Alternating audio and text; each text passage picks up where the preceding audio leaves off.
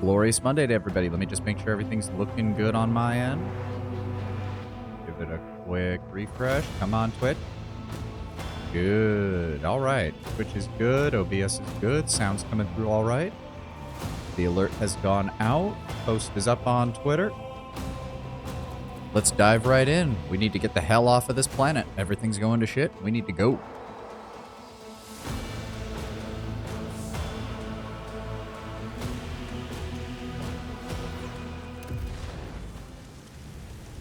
All right, we already picked up all the gear here. Keep your wits about you. Got everybody lined up here. Let's get moving. Time to go. Hope everybody had a glorious weekend and that everybody has a good week now that we're here on Monday. I don't believe there's much anything is off the side paths here. We're gonna have to. Oh. It's already clear. That way. Besides, we don't want to avoid any combat, really. We want to actually... Let us not dawdle. Oop. You think you had won, enemy mine. You vanquished Twilight. You cut down Aurora, but she was only one of us here. From the depths of dead stone, from his prison of cold metal, he will rise. The hour is nigh. Oh boy, ominous cryptic threats.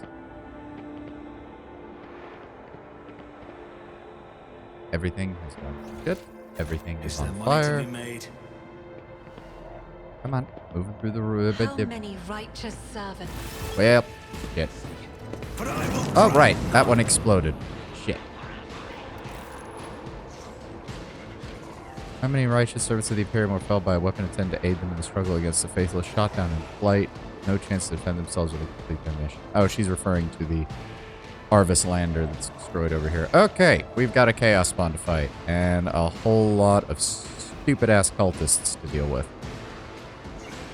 Oh, there's more of them, I forgot. Okay, big fight then.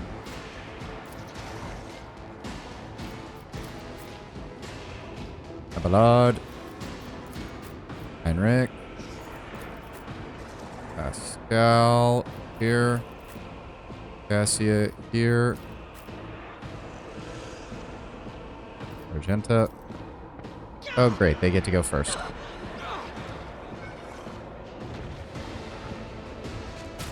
Ow.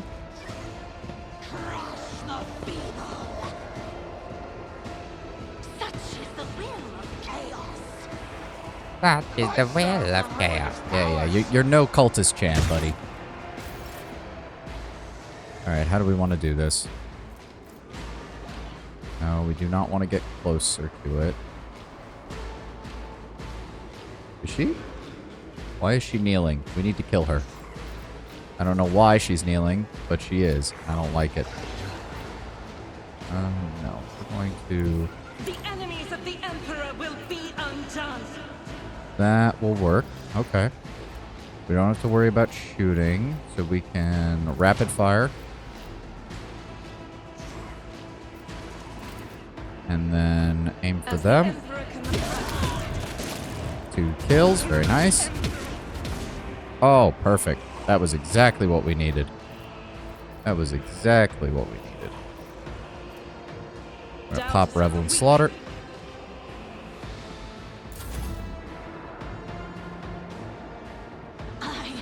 Nope, there's the leader. Out of my way! Death to non-believers! Really? Chaos guides me! Okay, now we get to go. Because all of our moves are apparently near the end. Alright, how do we want to do this? This damage is increased by 150%. Damage bonus also plays. Doesn't really seem that useful, all things considered. Naturally. Use Iron Arm. Flash cannot be used the same round as charge. Dashes through an enemy that's on the enemy's opposite side. Makes a melee attack.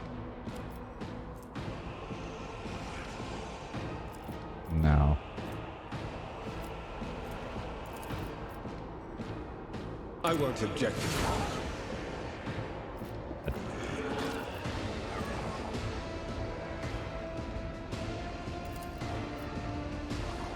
For the throne's Go glory. ahead and use Word of the Emperor.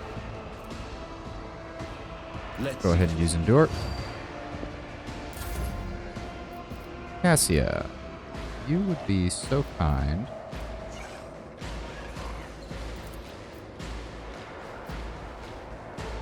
We'll go with Abelard. Victory is imminent.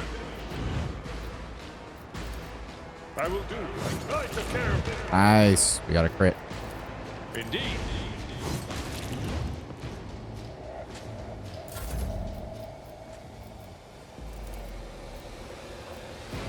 Really. Not gonna let me. Emperor, give me strength. There we go.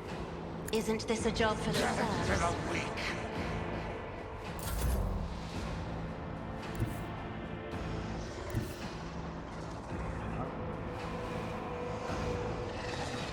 Do. Mainly because I want to start putting fire down on some of these people. Nope, he missed. Yep. Go ahead and throw an exploit.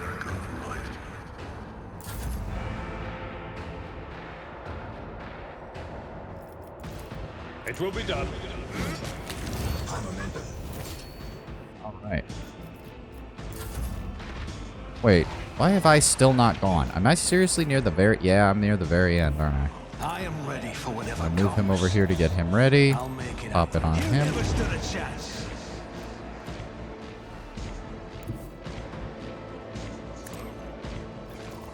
I'll see to it personally.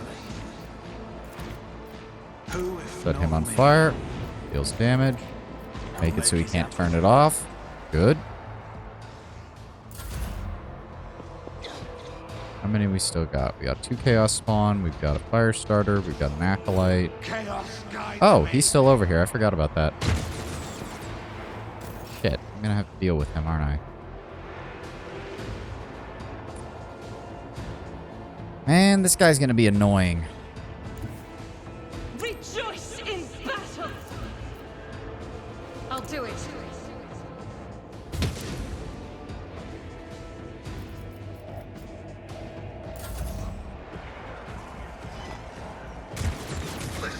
Ow. Ow. Asshole. I serve the ruinous powers.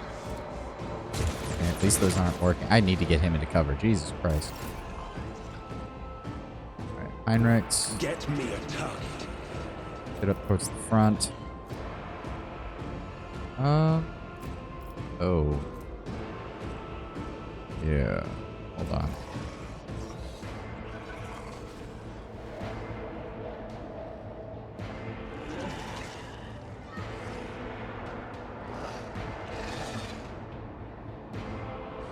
So...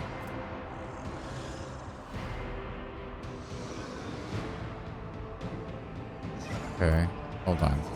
Using major psychic powers of a 10 plus psi rating plus veil degradation against trigger psychic phenomenon whenever perils of the warp do not occur.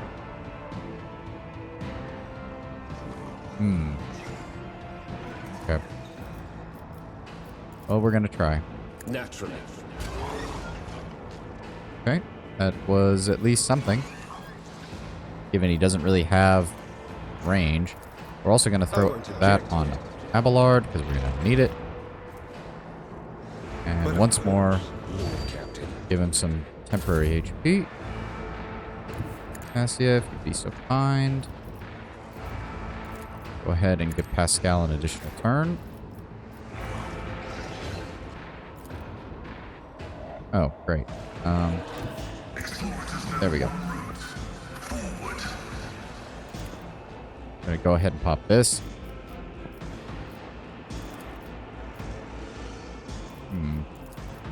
Really? 52? It's because it's a pistol, isn't it? And...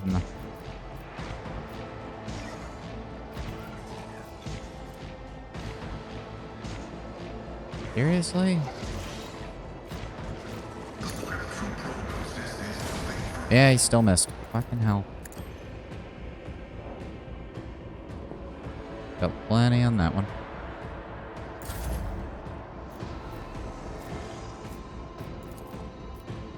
See if they can force them back for a turn. There we go. Okay, it didn't really move them that far, but still, 3 damage. Also gonna go ahead and throw that on Pascal. Give him that bonus. Yeah, plus 15 to characteristics for 1 round. 61, still barely a chance to hit him.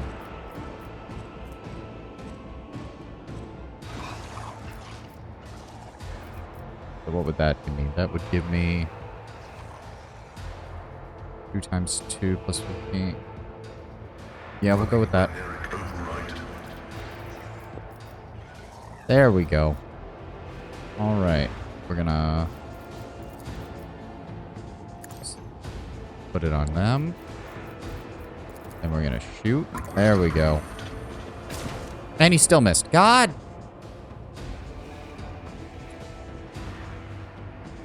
I love stacking buffs and then doing nothing. It's great. It's such a great fucking feeling. Alright. Get Abelard up here. We're gonna Tried need and tested tactics are the best ones. At your beck and call. Doer. Oh, wow. Plus 18. That's actually really good. Yeah, here they come.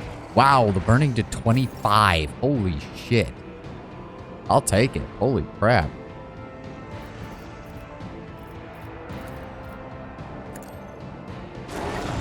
We'll go ahead and cast that on him. It's as good as done. Cast that on him. Strange. I didn't use run and gun last turn, did I? No, I guess I did. Huh. Oh, no, I did. Yeah. Okay, he can't do anything else. Yep, 20 damage to him. Very nice. Out of my way! It's nothing. Oh, okay. Argenta, if you would be so kind as to God Emperor, deal move with him. through me. Be the fire in my heart. Thank you. Good shot. Good shot. I am your doom. Just a minor setback. Whoop-de-doo.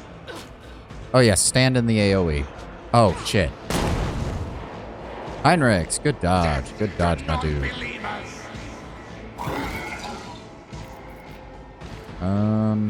How do we want to... I'm thinking charge might be the best option. Let's see to it. Ooh, good damage. Good damage, Heinrichs. For the throne be gone. Sure.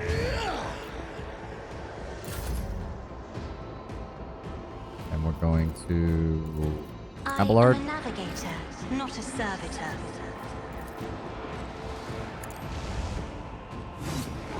Nice. Oh, shit. We have... Yeah, we have... It will be done. There we go. Almost got him.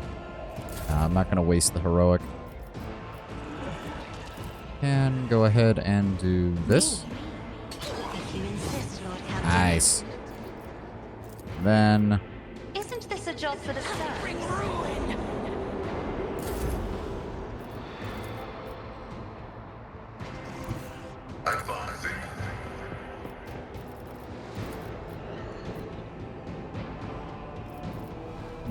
Hold on. Hold on. Really? He doesn't have any? No, that can't be right. He has 4.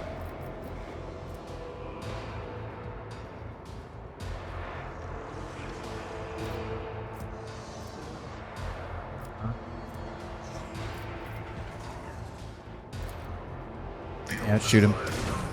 Wow, okay, so... Jesus fucking Christ. Apparently Pascal doesn't want to hit any of his shots.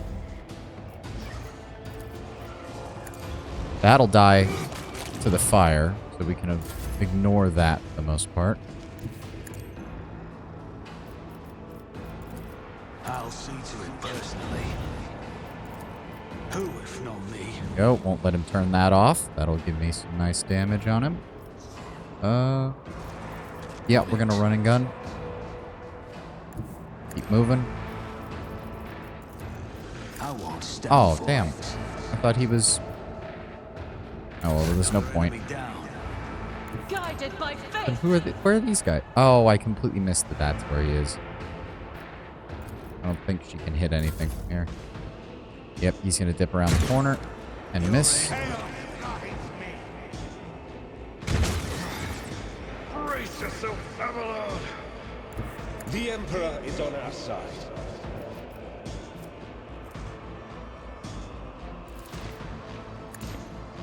Go ahead and use that. Oh, whiplash. Ow. How much damage did he just do? A little much. I'm not accustomed to being ordered around. I'll see to it personally. Nope. Pretty sure that means he's dead anyways. But we'll go ahead and shoot him. Oh. Nah. Oh, sorry, Ptolemy. I didn't see you come in there. Yadira is already fired. Yeah, sorry. As I said, I think I've mentioned it before. My first couple attempts to get through the tutorial area, she would just keep exploding every time I tried to use her powers, especially in places like this where the veil is completely destroyed. So I have already sidelined her. I believe we lose Heinrichs for a little bit when we get to Footfall, so she'll probably make a reappearance there.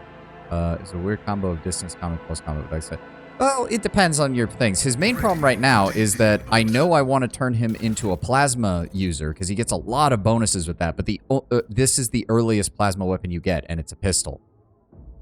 And the range on pistols in this game, if you're not if you're not playing an arch militant and having the ability to swap between pistols and melee constantly, pistols just aren't very good. They're just not. So hopefully we will get a plasma gun here in the future, and he will be able to get back to providing proper fire support. I don't know if you were here for the whole fight, though. The thing I was getting pissed off with is he missed his 50% chance shot. I stacked more buffs on him. He missed his 60% chance shot. I stacked more buffs on him. He got up to 80%, still missed. I stacked more. He got up to 90%, and he still missed. And now I took a random shot at that guy for a 27% chance, and that was what hit. Oh, it's not really the middle. You haven't missed much, man. You haven't missed much. Okay, Rise that's, to the top, right, or we need to get left in grab the all dust. of this shit. Cargo is always appreciated. Yep, nothing of value there. Just send it off to the ship.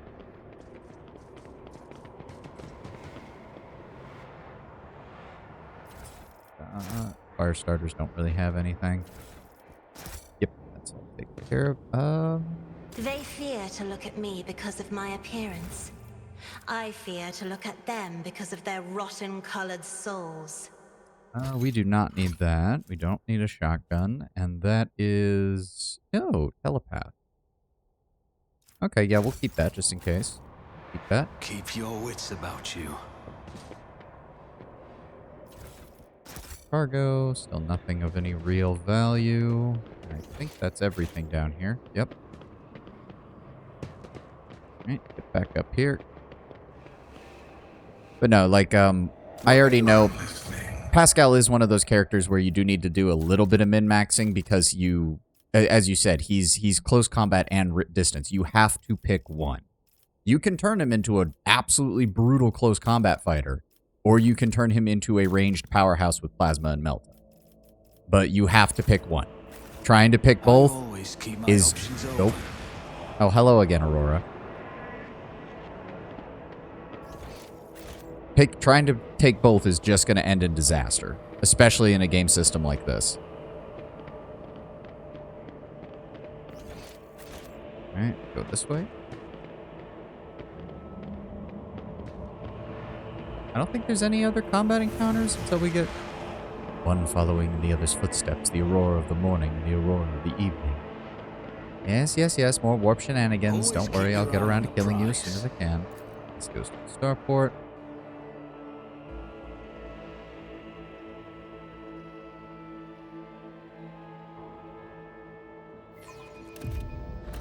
The anarchy of the starport will distress the hallowed machine spirits of the Voidcraft, rendering them deaf to all litany supplication.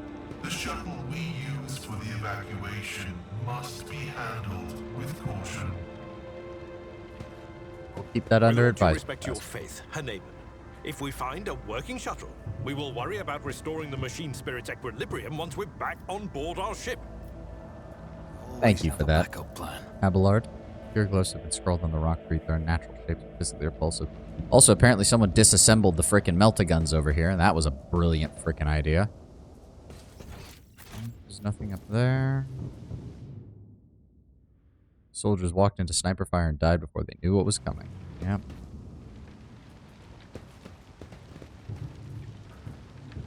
Does something happen here? I I'll don't make know. an example out of you. Oh, of course. Are you ready to Long distance die? ambush. I guess we probably should have gone this way. Around. Oh well. Out of my way. Oh, Jesus Christ. Here we go. Didn't flinch. Show me what you've got. Ow. Let's And we already have our first friendly fire incident. Ow. Let's get to it. Oh, of course. They've hit me both times. Fuck you. See? Right there. Can't hit him. We can't hit him, really. As the Emperor commands, eradicated. Yep, that wasn't much, but still. Okay, we're gonna dive Don't behind let your cover guard because down. fuck me, apparently. And I'm guessing I can't reach any of them with my ability. Nope, even with the psychic long-range enhancements. So we're just gonna hang tight because fuck, that hurt. Yeah, I completely forgot that this fight even existed. We can't use that on him. He's too far away. He's too far away. I don't suppose Heinrich could hit something with the staff. Nope, can't do that either. So we're going to use the charge to get a bit closer. Oh, of course, there was a mine there. God damn it. Battlefields Cassio, are take always here. drowned in scarlet. Nope, that's not gonna... If Oh, I no, may, we can use that. as duty demands. Force him to move closer. And nope, can't do that. So we're going to Me? buff If you Argenta. insist, Lord Captain. Isn't this a job her for the another turn. serfs? I will bathe this battlefield in righteous fury. Nope, she can't see him, and she has a very low chance of hitting him. But we'll go with that and try to hit him. None can Hey, resist we the got lucky. Emperor's judgment. That's one less sniper to deal with. As the tactical imperative dictates. Yeah, he missed. Of course he did. My place is at the fore. Abelard up here. Nope. No. That in Attention order... to detail is the key to Oh, success. great. So we can't get any closer with that then, can we? Victory Pop is into her. imminent. Actually, can he hit anything with his shotgun? He can. Ah! Wait, what? What the fuck just happened? Agility suffers broken ribs. Wait, there's fall damage? So because I shot him there and he fell down the stairs, he took additional damage, I guess, and that killed him. Okay, that's kind of hilarious. Good shooting, Abelard. Thank you for that.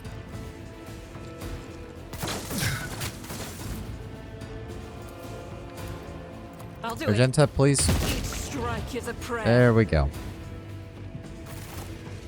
I will lead us to fortune. Ow. That fucking hurt. Yeah, he's got an injury I'm at too. your service. Too many injuries, reduce resolving cause traumas, use medkit. Yep. Let's patch you up. I'll make sure to return the favor one day. Let me help. Your assistance is much appreciated. Thank you. kindly. I'm restless. Now, Pay Argenta. attention. Oh, Jesus Christ. Duty prevails. Okay, there we go. Yeah. Never doubt me. So, Abelard actually got a ranged kill. I was not expecting to better have that in myself this fight, through my but service. I'll take it. I knew giving him a The shotgun as a Emperor backup was a good favors me idea. today. Is there money to be made? Okay. What do we have here? Okay, yeah, that's the description we already saw. Clear that out. Never doubt me.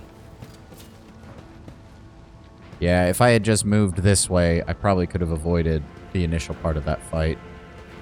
Oh well. Over there. Cast your eye there. Argenta, please continue. Duty prevails. Yeah, we're not going to level up from this, but I am never going to say no to experience points.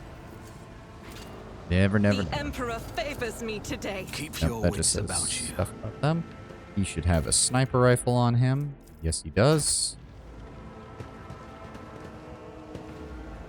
These guys should have, yep, just some basic equipment.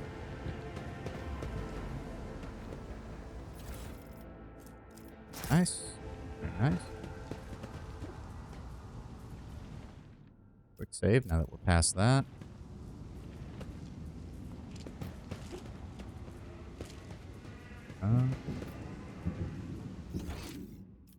What? Hold on. Why does it say loot? What I loot? always Oh, keep my options open. there we go.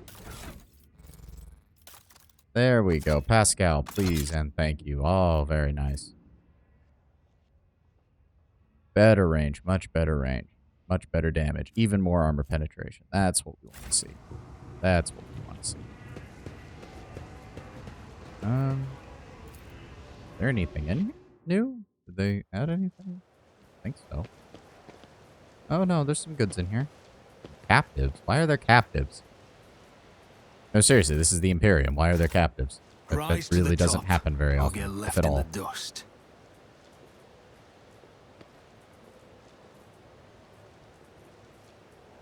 They'll send a transport. Yeah, no, buddy. This shit's going bad.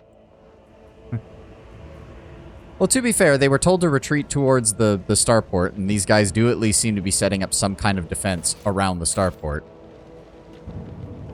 Also, all centralized command and control has kind of fallen apart, and a lot of it doesn't surprise me that a lot of the Imperium soldiers' main response is we just follow our previous orders, and if those previous orders are to hang around and do nothing, then well, we're going to hang around and do nothing. The Imperium is not exactly big on personal initiative. The stench of Physaline? Yeah, we'll go with that. Physaline and blood blankets the starport. Echoes of shouts and gunfire drift over the landing pads. The shards of plexiglass crunch underfoot. You recognize Sergeant Malgar amid the crowd huddled next to the shuttles. He was the soldier who greeted you upon your arrival at Rykad Minoris. A group of bloodied and frightened people is wedged between Malgar's wardens and the shuttles. You recognize them as the governor of the planet and the members of his high-ranking entourage. Their expensive attire has been torn in the fight, and many bear wounds left by bayonets. Examine the people in front of the shuttle. Some of the nobles are paralyzed with fear, others succumbing to despair. 2 corpses are lying on the ground with their arms outstretched. Black blood has pooled under one of them. The other's skull has been split open like a nut, encircled by a pinkish crimson halo of bone splinters and bits of brain matter. Sergeant Malgar, I demand an immediate report. What is going on here? The sergeant spins to face you, his face a twisted grimace of anger. Our esteemed governor and his gang of cronies have been cowering behind us, and now, when things get rough, they thought they could scupper and leave us all here to die. We shed our blood for him. We broke our backs to provide for him, and after all this, you think that's fair, you piece of grok shit? Malgar's stun baton hits the governor in the chest, causing the adornments on the governor's uniform to jingle in unison. The governor spits out blood and opens his mouth to respond, and then his head explodes. His body falls limp to the side, his remaining eyes staring upwards. The chorus of the noble's screams cannot drown out the sergeant's spiteful whisper. Enough, you've all said your piece. For generations upon generations, the nobles of this world cared for Rykad Minoris to ensure the prosperity of its inhabitants. And this is your gratitude, peasant? For killing a nobleman, you deserve to be executed where you stand. Cassia throws out her hands. Her hand and Malgar's knees buckle. My mentor was correct. The rabble truly have no honor. Abelard looks at the governor's body, his brow furrowed. Madness. Madness punishable by death. We do not have time for this. We need to find a shuttle now.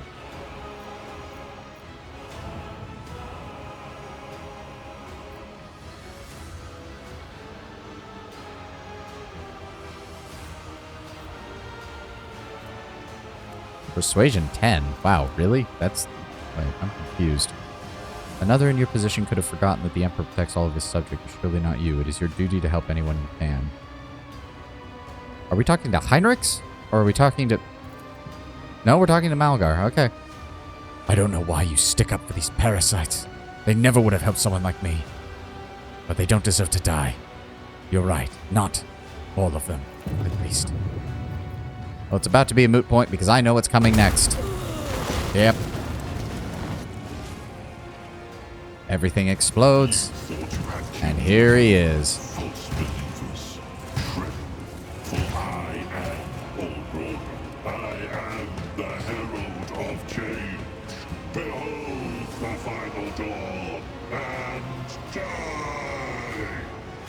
Oh, look, everybody. It's a word bearer. What? Was Abaddon too busy? Ooh, he mentioned Monarchia. Fun. Yeah, I guess all the real Chaos Space Marines must have been hanging out somewhere else. They sent us a word bearer. Could have been worse. Could have been a Night Lord. How do we want to do this? Aurora is going to go first, so we need to spread out immediately. Set you up here. Set Abelard up here. Set Heinrichs here. Pascal... Well, I don't like it, but we're going to have to, as I said, we're going to have to spread out quite a bit in order to have some, anything resembling decent cover.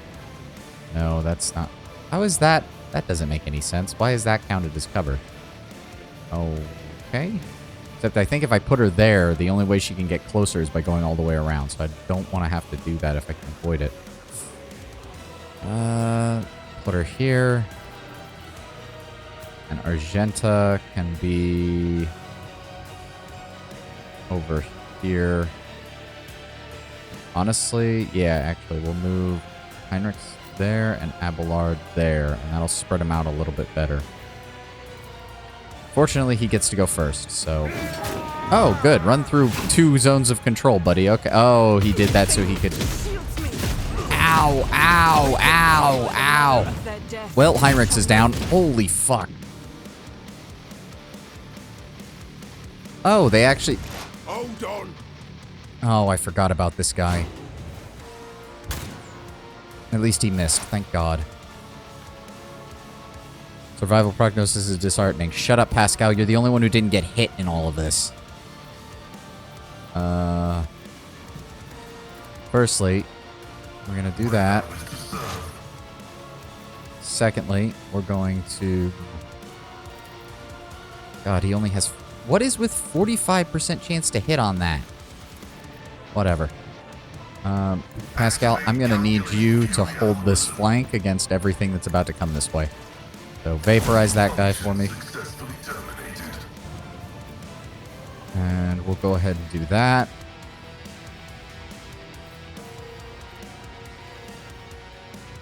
Gains 2 plus increase enemy's weapon recoil is increased by half. So if we put that here. There we go.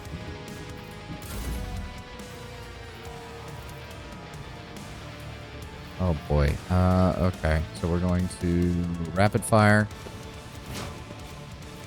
And then we're going to shoot. Faith without deeds is worthless.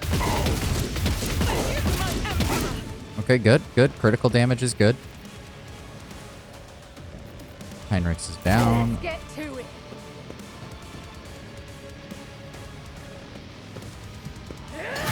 For a second, I thought the guy wasn't going to attack, and that would have been kind of hilarious.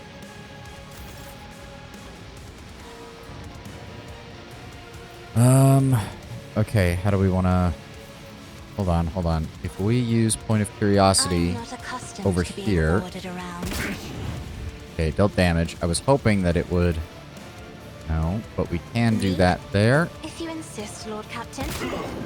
Oh. Why did the... Oh, he's still technically in the same zone. That's why. Well, whatever. Free damage is free damage. We are then going to... Voice of Command... Isn't this a job for the serfs? Abelard. But we're going to... Oh, I can't use Bring It Down now. Well, that was a mistake. Shit. Okay, so for Abelard, though, we are going to... Sworn Enemy. It will be done. Yeah, this fight is... I distinctly remember the last time I played through this area, I had both my main character and I think Pascal with sniper rifles, and the first thing I did was kill this dude. And that made things so much easier, because if this guy starts getting precise shots on people, we're fucked. We're also going to Reckless Strike. And we're going to attack. Oh, yes. Abelard is going to solo a Space Marine, because why not? Yeah, he can't do that, so we are going to endure. And we are going to brace for impact. Next up, we're going to set him on fire. Then we're going to orchestrate flames. Then we're going to run and gun. Then we're going to set you on fire. To it personally. He never stood a chance. Alright, he takes damage. Abelard hits him. Oh god, he's coming. What the fuck is he doing? Okay, apparently the AI decided to just completely freak out there. Their sniper is still failing miserably. Good. Give me a plasma overcharge. Take out that squad, Pascal. Beautiful.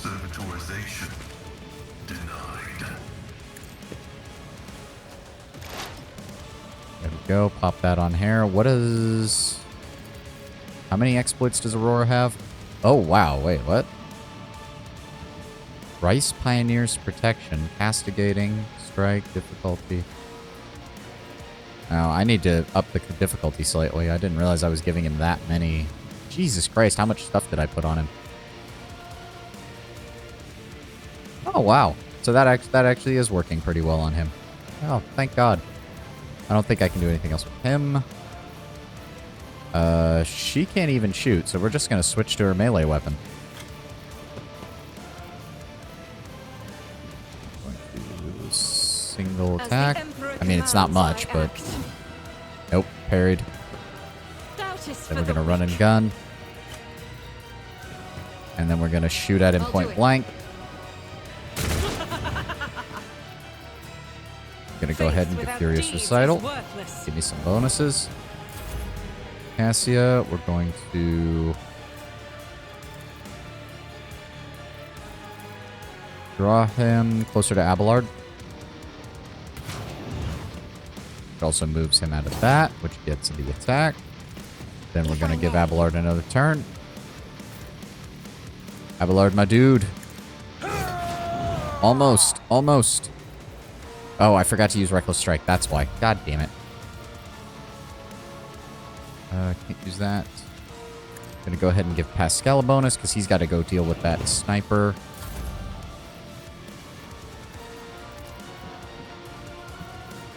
Hold up.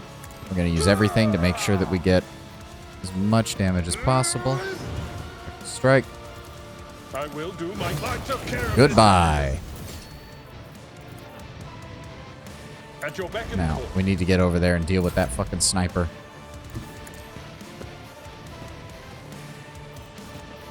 Assuming we're nowhere near the range for him. Yeah, nope. I'm not Ow! I'm enraged.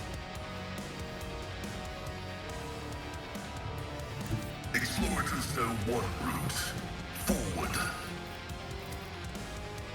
Request approved.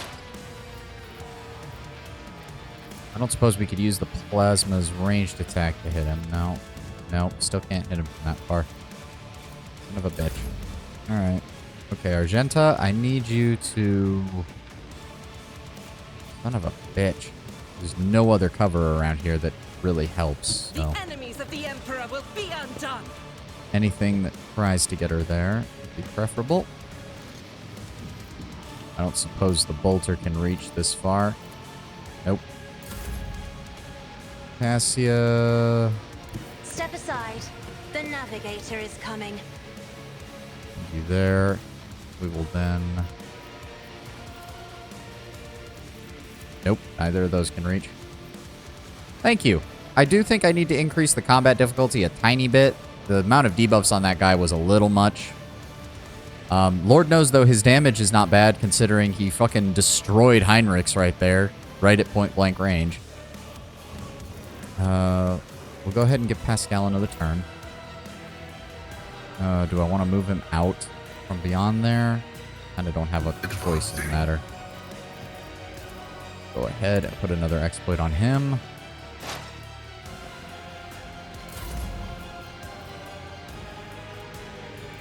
I'm afraid not. Abelard. Follow my lead.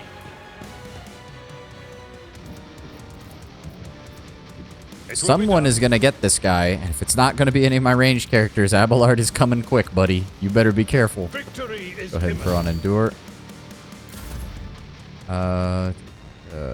Shit. Use this. I'll Hades make running it gun. happen. Let's make some opportunities. I won't Damn, compromise just... my Yeah, no Here line of we sight. go. Oh, he's moving again. Oh, for the love of... Will rise. This is Mother of God. I mean, you say well optimized, but right now it does occur to me that in a fight like this, I really don't have any truly long range options. Okay, no, there's... Yeah, I'm better off doing that. There we go.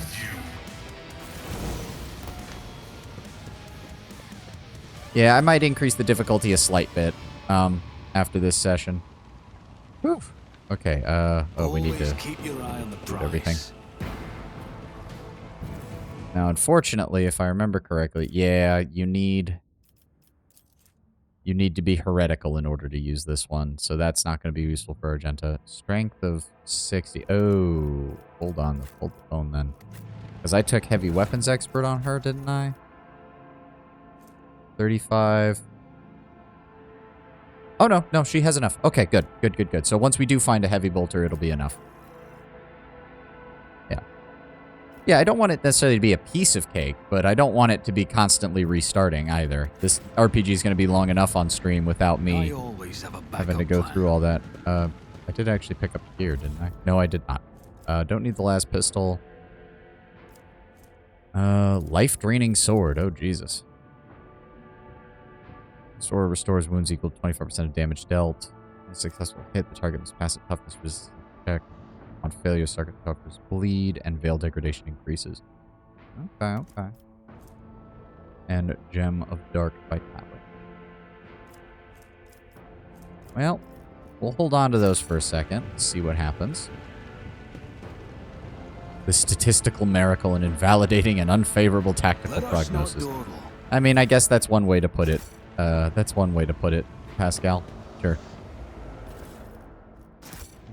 Grabbed all their shit. Let's go up here and grab the Rebel Commander's shit. We don't need the mess vest. That is a good sniper rifle. Take that just in case.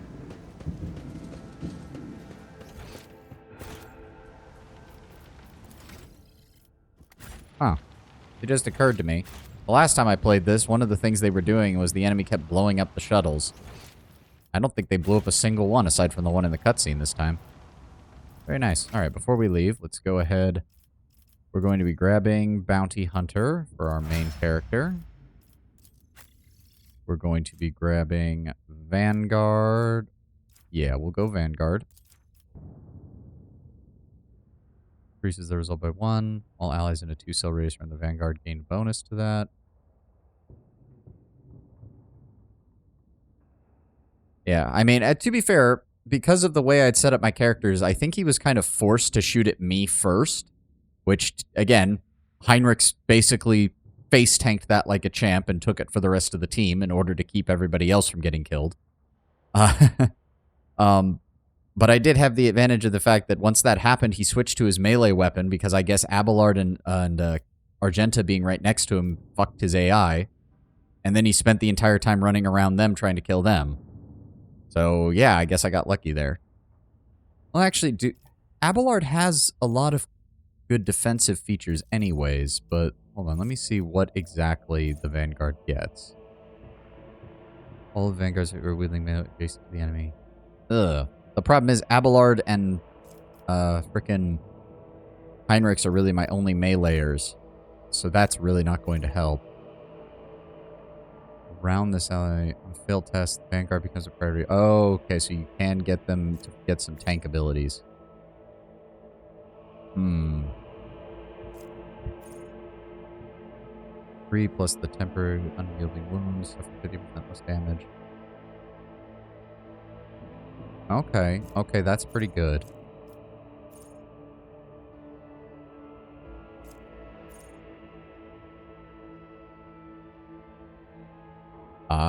Okay, yeah, that's a lot, because Bulwark alone is going to be between the unyielding. Each attack grants them 1 stack, and it stacks up to 15, which means they can potentially have 15 deflection against ranged weapons, which is holy shit. Yeah, okay, that's actually pretty good. So yeah, we'll go with Vanguard for him.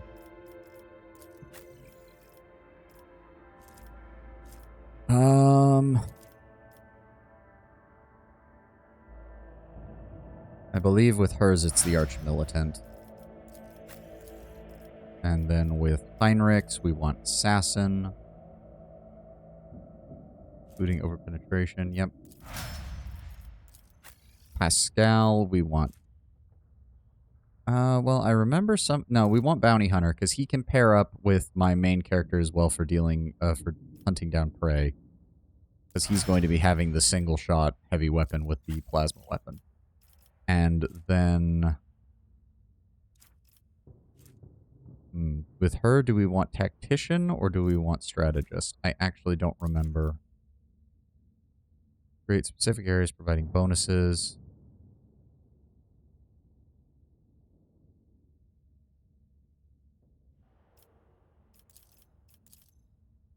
One stack of tactical advantage for every 5 momentum gained by the Master Tactician or their allies. Begins combat with a number of tactical advantages equal to their fellowship bonus, which for her is 5, almost 6 now.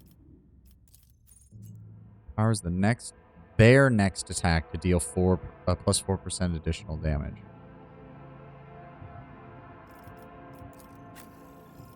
Yeah, but their abilities still work on the melee.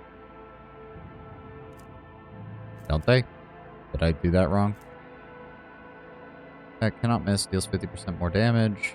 The assassin's dodge reduction, armor penetration, parry reduction are double for this attack. Yeah, no, all of his stuff still works for his melee abilities. Like,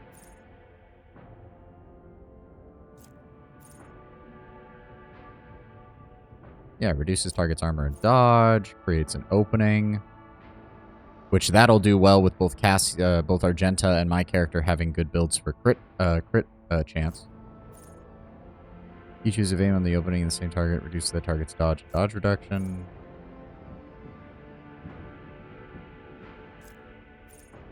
Yeah. Oh, well, I guess some of it is very much more for ranged attacks.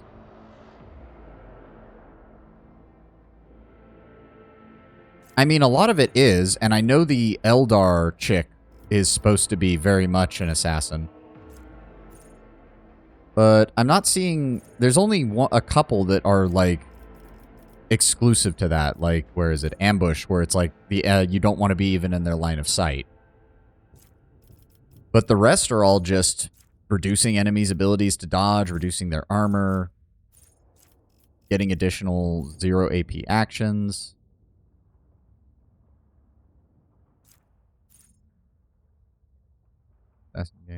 Yeah, it even gains more dodge bonuses. Yeah.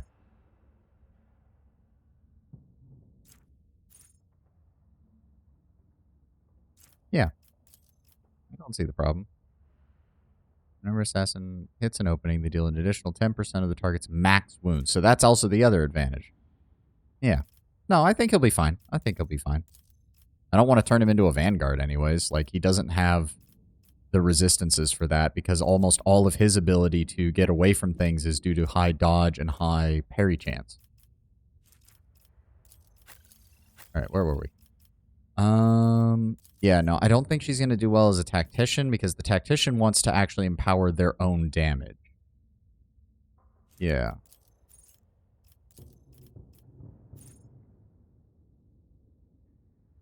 For every 10 stacks of tactical advantage, but the Master Tactician loses half of those. Gains 1 resolve for every, gains 2 temporary wounds for each.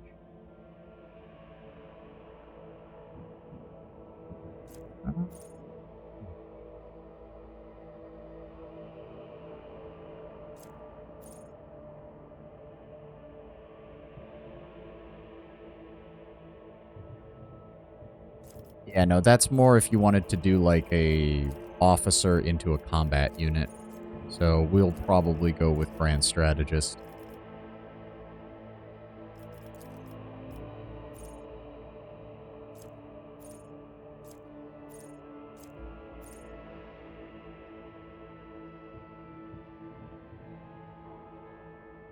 Yeah.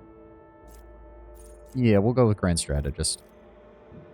This is 1 combat. Each ally inside that area gains an extra turn with 1 AP. Yeah. Doubling down on more turns and more abilities to use those turns. I've seen a lot of innocent people. Keep your wits I've yet to about see you. someone remain so after an interrogation. Okay, so that should be everything. Time to go to the Void Bridge, and everything is going to continue to go wrong because the whole system is falling apart. Let's go!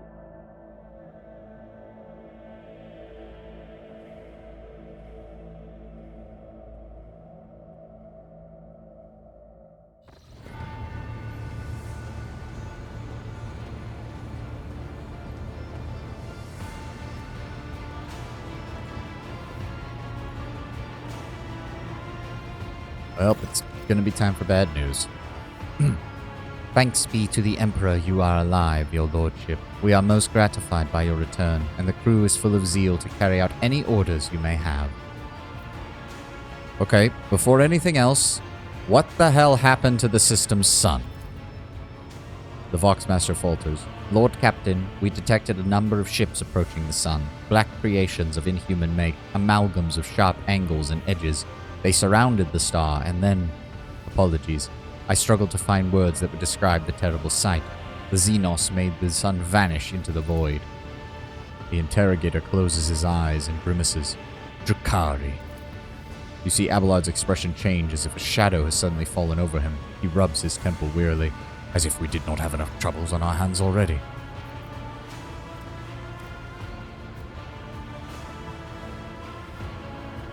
Well, to be fair, my character wouldn't know anything about these because he was just a basic psyker.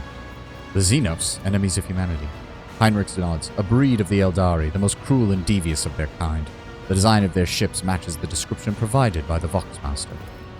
Like all Xenos, the Drukhari are a blight upon the face of the galaxy, but their technological superiority is indisputable. They abhor and fear warp sorcery, which is why they rely on creations of their twisted intellect. And many of those creations are capable of things that may seem akin to sorcery to the unenlightened eye. The theft of the sun is one example of what they are capable of. Do you believe the Xenos to be in league with Aurora's cultists? We can rule out such a possibility. The Drukhari would never knowingly ally themselves with the archenemy's worshippers. If I had to name one thing that humanity and the Xenos have in common, it would be a shared loathing for warp corruption. You know, at least as far as warp corruption is usually seen, because if you actually took a stroll down the streets of Kamara, you'd come very quickly to realize that Jakari have their own version of corruption. Heinrichs glances around. This situation calls for immediate action, Savannah de Firenze. We can continue the conversation later if you so wish, but right now, he gestures at the deck teeming with tumultuous activity. I believe you should reassume command. What is the current situation aboard the vessel? The navigator's sanctum is no longer empty, but the warp engine is still refusing to obey the engine sears. Without it, we cannot perform a warp jump. Pascal's voice buzzes anxiously from his box. It may be angry, or perhaps it is lamenting the injuries it has suffered. I will immediately initiate preparations for a prayer service. If the Omnissiah grants me comprehension, I will appease the machine spirit of this vessel. Why were you unable to dispatch a shuttle to the planet for me? I apologize, your lordship, but we were unable to receive your request for evacuation. The Vox link was completely overrun with vile interference, screams, blasphemous hymns, and other equally sinister noises. Any who listened to the interference for a protracted period lost their sanity entirely. Several dozen operators went mad attempting to monitor the Voxcaster in the hope of hearing your voice. Each one of them waited in vain. What do we know of the planet right now? Augur operators reporting numerous uprisings and other manifestations of arch-enemy power at various locations of the planet. Based on the fragments of communication picked up by our Vox operators, there is practically no resistance being offered by the governor's forces. Millions of people are converting to the blasphemous Final Dawn cult en masse and are assembling in massive ritual circles. Do we have any hope of retaking the planet? I fear that Rykard Minoris is lost. The situation is deteriorating by the minute. We must leave this system as soon as possible. However, there are still people on the planet who have not succumbed to heresy and who are worthy of rescue. Besides the small number of our own shuttles, we also have the shuttles salvaged from the starport. The dark eyes of the Sister of Battle flash. We must save as many as we can. This must have happened for a reason. Saint Argenta, whose name I carry with reverence and trepidation, is famed within the ecclesiarchy for saving the people of a dying world through the power of prayer. The God Emperor himself sent a star from the heavens, lifting up the saint and her followers to the sky, away from the corruption and death. We must do as she did, and direct all our efforts to saving those people who at this moment look to the heavens in hope of salvation. I do like moments like that, because it does go to show, because I already know Heinrichs and Pascal, who are also dogmatic characters, are going to suggest very radically different choices. But I do like that Argenta, a Sister of Battle, the one who is quite possibly the most dogmatic of the dogmatic, is actually the one suggesting to save people. And it does show that there is nuance in the moral system they created for this RPG, while still letting all of it feel like Warhammer. Of course, the Sister of Battle talks about prayer and faith being the main thing that's going to save people. Of course, Pascal is going to talk about the miraculous fusion reactor and how that's the proper way to go about things. And of course, Heinrichs is about to suggest what the Inquisition always suggests when everything goes to absolute shit. The lives of peasants are of little value. Our prime objective is to save the Holy Relic, the miraculous fusion reactor, and the Electro Priest who guard and tend to it. Abelard furrows his brow. Every moment we spend in proximity to a dying world, we are putting ourselves and others at risk. Your life, Lord Captain, is far more valuable than the entire planet, Rykard Minoris. The Von Valancius dynasty cannot be allowed to perish here. And so, lamentable though it is, we must rule out the idea of any evacuation. And meanwhile, you've got Abelard, the iconoclast, or borderline iconoclast, borderline dogmatic character, who is advocating to just take your shit and run. Heinrichs' eyes, like two deep, dark pools, are resolutely fixed upon you. The world is doomed, and its inhabitants along with it. The disappearance of the star was the final nudge towards death, the finale of the cult of the Final Dawn's plans. I once witnessed a similar event, a world that had surrendered to the servants of the archenemy, permitting corruption to enter too deep.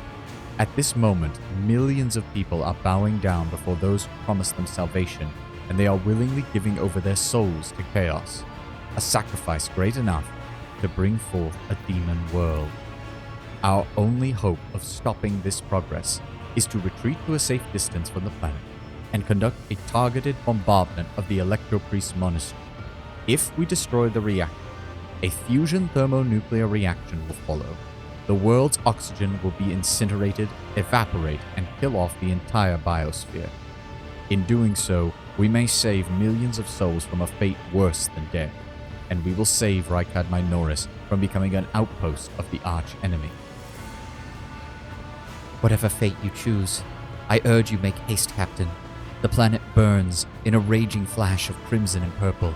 I see it even from here, as do I see that the storm is already upon us. With every moment that we waste, it grows ever more difficult and perilous to steer the ship through the warp's turbulent currents. I am with Lady Cassianus. Enough talking. We must get out of here while we can. Something lurking in the depths of your subconscious bristles at the passing thought of save. The spike of horror you feel takes your breath away. It is as if you're planning to steal the prey of a mighty predator. The planet is already wrapped in a thread stretching out from the warp. It deserves to have a new master.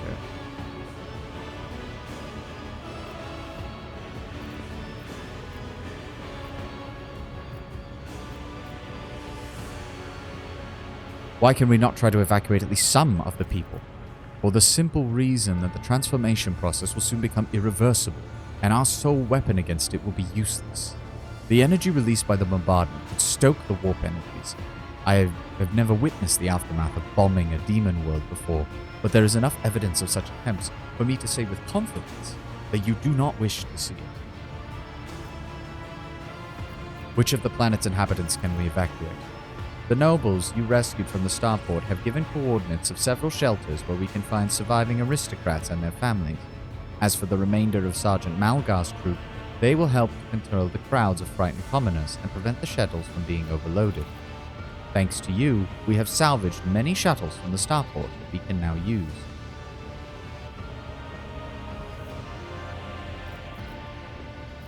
This is a big one. This is actually a big one. So the first time I went through this tutorial area, I just defaulted to Heinrich's position of blowing up the Electro Priest Monastery.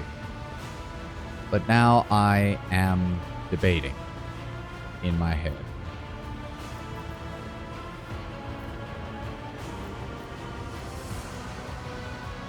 The funny thing is, by Imperial standards, the nobles on Rykad Minoris have not been that bad. And that's actually kind of saying something. Meanwhile, it was the common people who very much threw themselves into the cult and just kept going along with it. And Lord knows Malgar does not exactly give a very good impression towards the end there. The Marrakesh fusion reactor, however, is... I mean, you see why the Mechanicus gets the way it is. Because, yes, the fusion reactor is nearly one of a kind, at least for this area of space. If it's lost, it is gone forever. It's an Archaeotech reactor. It will never be built again. It will never be repaired. It will never be found again. On the other hand, Demon World is not good.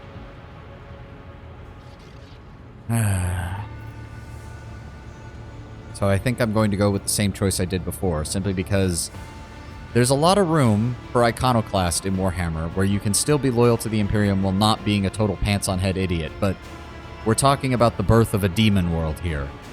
That's not something that can really be undone very easily, especially not for an area of space that is as isolated as the Coronis Expanse. Set an optimal course for the edge of the system, and carry out an orbital strike directly on the Electro Priest Monastery. Rykad Minoris must fall. Understood, Lord Captain. I will immediately inform the navigation and artillery decks of all impending maneuvers. Heinrich inclines his head. This is the correct choice, Lord Captain. May the sacred Exterminatus cleanse this veil of corruption. The bridge is in upheaval.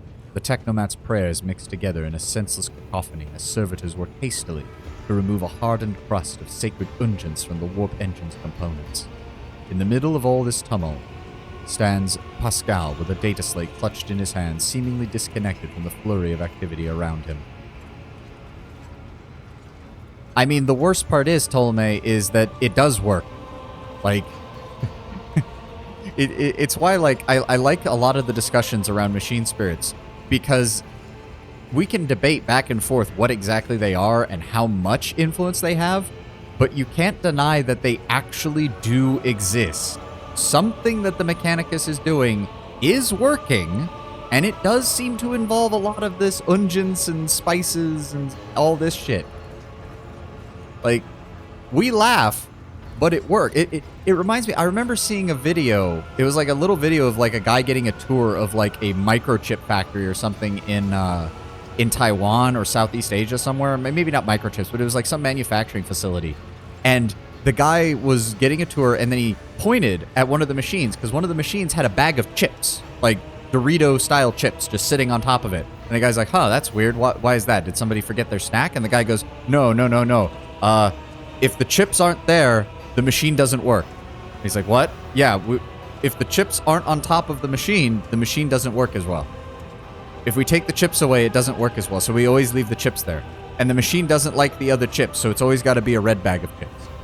Like, okay. Like, we're like 3 steps away from the Mechanicus in our modern day and age anyways. Like, it honestly doesn't surprise me that shit like this happens. What is going on here, Pascal? The warp sextant is not responding to commands. The ship's spirit is rejecting our prayers in anger. I am currently calculating a plea that might appease the noble spirit.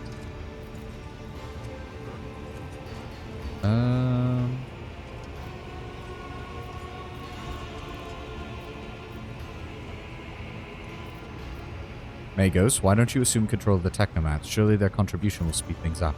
They would only be a hindrance. I am searching for a way to rectify the error. Pascal is muttering without taking his eyes off the data slate. There is a certain anxiousness to the way he moves his mechadendrites. Crew, you will heed the words of Magos Hanneman. Pascal, I kindly request you take charge of this mess. Thank you, your lordship. You are right. Pascal's voice changes when he addresses the crew. He speaks with authority and resolve. Tech comrades, heed my instructions. The mayhem subsides, and the crew's actions fall into an indiscernible logic. The Omnissiah's servants start to work in sync, and the Benaric clamor becomes a cacophony of reports and prayers, which the Magos coordinates like a skillful conductor. Admirably done, Pascal. The Omnissiah guides me. The prayers of the tech priests and the technomats surrounding the cogitator almost drown out the sound of the bustling bridge behind you. Pascal, poring intently over the data slate in his hands, extends a mechadendrite towards you. Please take your place at the cogitator, Lord Captain. Explain what we're doing. I have studied the data and discovered a machine node that was damaged as a result of the heretical sabotage. The functioning of the warp sextant was tampered with, and the ship's spirit, aggrieved by this violation of the right of operation, is now rejecting its calculations. I have sought a way to rectify this error, and have concluded that your participation is necessary to do so. The cogitator systems of this temple, all of the Omnissiah, are subordinate to the shell whose repository serves the machine we see before us. A machine created for your predecessor, and one that uses the biological signatures of dynastic blood within its computations. The spirit should recognize the ship's master and submit to his will. Should. Pascal speaks the final word with a slight tremor in his synthesized voice. Ah, yes. One of the worst phrases you can ever hear from anybody who works tech support. That should work. It should work. The only place it's worse to hear that is if it's an ordnance disposal tech. The huge machine in front of you is lit with dozens of vid screens and hundreds of lumens. The blinking lights, an endless rush of symbols and digits on the green background. Yeah, exactly, Kato. 60% of the time, it works all the time. That is basically the motto of the Mechanicus at this point. Makes your eyes water, and a vague sense of alarm simmers in the depths of your mind. The typical reaction of a layperson when confronted with the magnitude of the Omnissiah's creation. Among the numerous controls, you see the mouth of a cyber gargoyle, the same as that at the gate to the warrant chamber. Pascal's voice becomes imbued with an imperious force. Servants of the machine god, heed my commands. Acolytes, prepare the incense instrumentation for the liturgy of machine spirit appropriation. Senior technomats, recite the prayer to generate a current data report. Operations will be marked with the campanological protocol, Omnissiah Rejoice. Yeah, pretty much. I think the one I remember from my dad's time in the military was a ordnance tech at a dead sprint outranks everyone.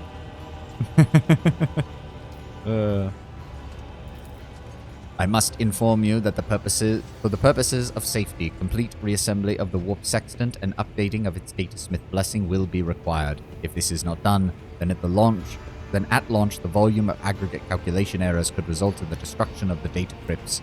But as we do not have 100 hours at our disposal, we must omit this procedure. Pascal looks down at the data slate in his hands. A minor deviation from the rite of operation for the sake of appeasing the spirit. What do you need me to do, Pascal? Place your hand inside the throat of the Cogitator Guardian, the cyber gargoyle which has been assigned to guard the forbidden data crypts. The dynastic blood extracted from your veins will serve as a key to the data core, where the machine spirit dwells. To it, we will offer our prayers that we may bypass the protective protocol for defective connections and launch the warp sextant. Pascal's voice grows quieter. The laws of the Omnissiah know no exceptions, and so in this ritual I will remain at your side to placate the wrathful machine spirit in whose abode you shall be intruding. Follow my liturgies, Lord Captain, that we may receive his blessing. Deviating from the rite of operation, Pascal. That sounds dubious coming from you. Dogma bids that the appropriate rituals of cleansing and reassembly be carried out on the warp sextant. It is a long and labor-intensive process. Pascal hesitates before continuing. Our best chance is to bypass the sacred prohibition on directly interfacing with the conduits of the motive force, a faster, if less orthodox route. So, the lives of the entire crew now depend on my convincing the ship's spirit to start up a broken component, is that right? Your interpretation verges upon tech heresy. However, given your rank, Lord Captain, I will nevertheless respond. For a layperson, you have described our position with relative accuracy. I hope my hopes in his revelations, and humbly ask for his guidance. The metal jaw clamps down upon your hand, breaking the delicate corporeal sheath and releasing warm, red liquid deep into its gullet. At that same moment, the image on the vid screen before you changes. Connecting. Success. Access unit. Nom OS Operation Act.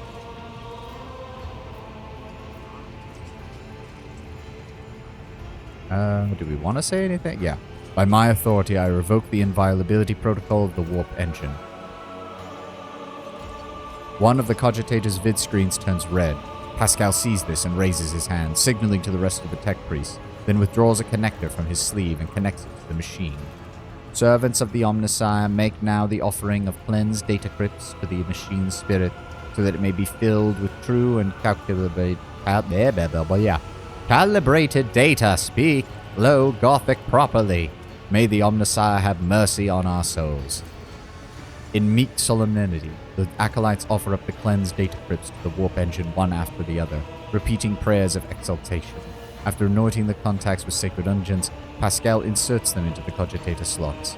Your head begins to spin from the holy censer's foul-smelling clouds of smoke, and from the loss of the blood that the Cyber Gargoyle continues to drink from you, the world beginning to swim before your eyes. Let this mechanism awaken in renewed purity. Pascal enters a sequence of commands and raises his head, watching the vid screen. Suddenly he stops it. No. His fingers fly over the command rooms, entering command after command. Mechadendrites clicking their pincers pull at one lever after another. The vid screens fill with strings of symbols, incomprehensible to you, but clearly conveying something to the Magos. What is happening, Pascal? After a few seconds, one of the data crypts mounted on the cogitator begins to emit sparks. A moment later, another data crypt does the same. The next bursts into flames, giving off foul-smelling smoke. Around you, the Omnissiah servants break out their prayers and burst into frantic pleading. Pascal mournfully grates out, "The mass of errors in the warp sextant's calculations is destroying the data repositories. The offering did not appease the spirit. The warp engine cannot be filled with the motive force. We are trapped." A moment later, the Magos continues uncertainly. Perhaps an alternative Ryzan protocol. An emergency launch of the auxiliary coils. The tech priest bends over the cogitator, but something in his pose and movements reveals desperation. While the other vid screens are filled with more and more strings of symbol, the monitor in front of you blinks and its static image changes. Pascal is too engrossed in his ritual to notice. Read the information on the vid screen. Input, normal OS stab true, normal OS stab false, stat check initiated. Perturbance, regular. Disturbance, regular. Normal OS operation, query. Machine spirit, can you hear me? The cogitator's servant creaks quietly in its joint, a sound that is drowned out by the Veneric hymns and the tapping of command runes. Input prompt, normal OS ping, normal OS requisition response, normal OS response injury, normal OS response rescue, normal OS response query.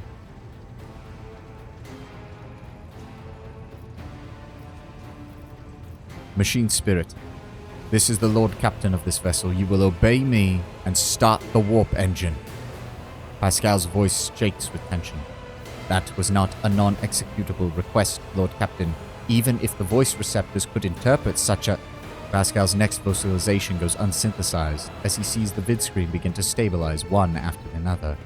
The strings frenetically galloping across the green background are replaced with stable images or regularly updating status reports. Only one monitor remains inexplicably red.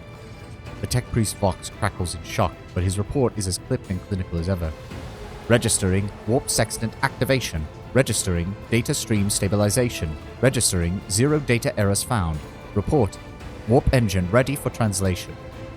After a pause, Pascal adds, I am also reporting evidence indicating a Category 3 miracle fulfilling the criterion, thou shalt witness the mechanism that toils in glorification of its function and in defiance of deactivation. Lord Captain, Ravor here.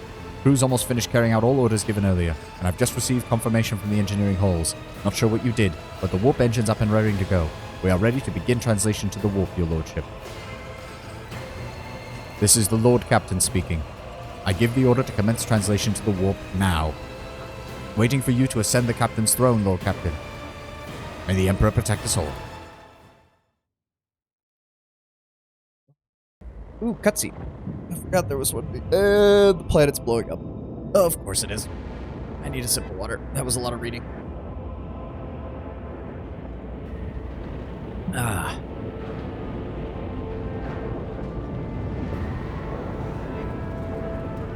See, because I haven't gotten much further past Footfall, that does make me wonder, because that's the second major ship operation that we've run into that has the ability to bypass a lot of what the Mechanicus usually does.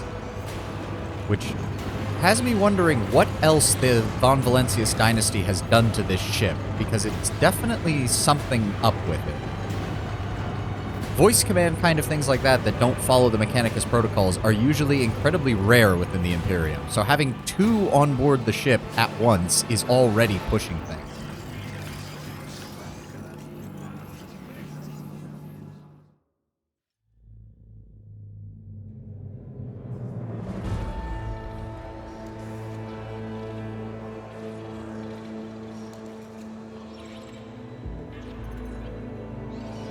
The Von Valancius flagship made its way out of the doomed star system.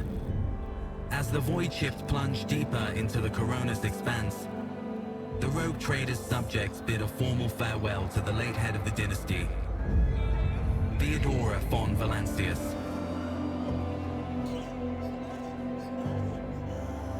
Having paid their last respects, the crew gathered their strength and braced themselves for whatever was to come next.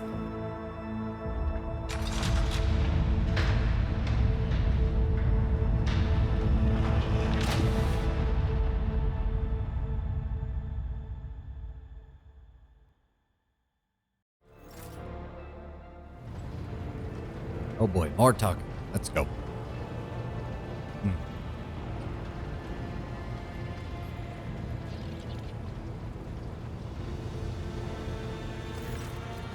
Lord Captain, allow me to report. Our journey through the warp is coming to an end. Lady Navigator Orselio informs me that we have reached the point where we can translate to real space in the Furibundus system.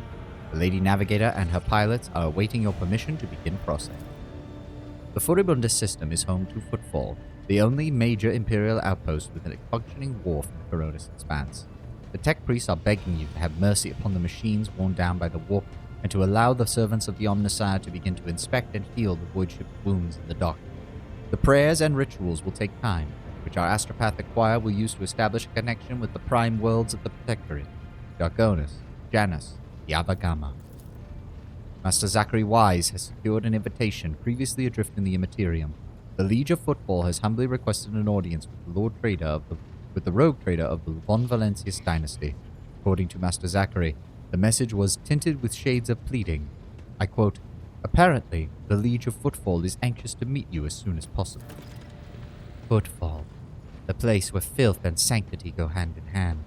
The Reverend Hieronymus Doloroso is likely expecting a visit from me. I imagine he will be interested in talking to you as well, Savan. Oh, hold on. Sorry, had a burp there. I will be leaving your void ship when we arrive on Footfall, Savan. Once that is done, consider the Lord Inquisitor's task complete. Your Lordship, young Yvain Winterscale has asked me to convey his gratitude for your hospitality and for saving him from certain death. Not wishing to overstay his welcome, he plans to disembark at Footfall. Lord Yvain swears he will not forget this day. I hereby inform the Rogue Trader that during a comprehensive systems inspection rite, this unit has discovered data clusters within the Captain's cogitator that are concealed from prying eyes by means of a personal cipher and a sacrament of algorithmic authorization. Unit Savane Differenzi von Valancius has been added to the access list and assigned identifier Keeper 2.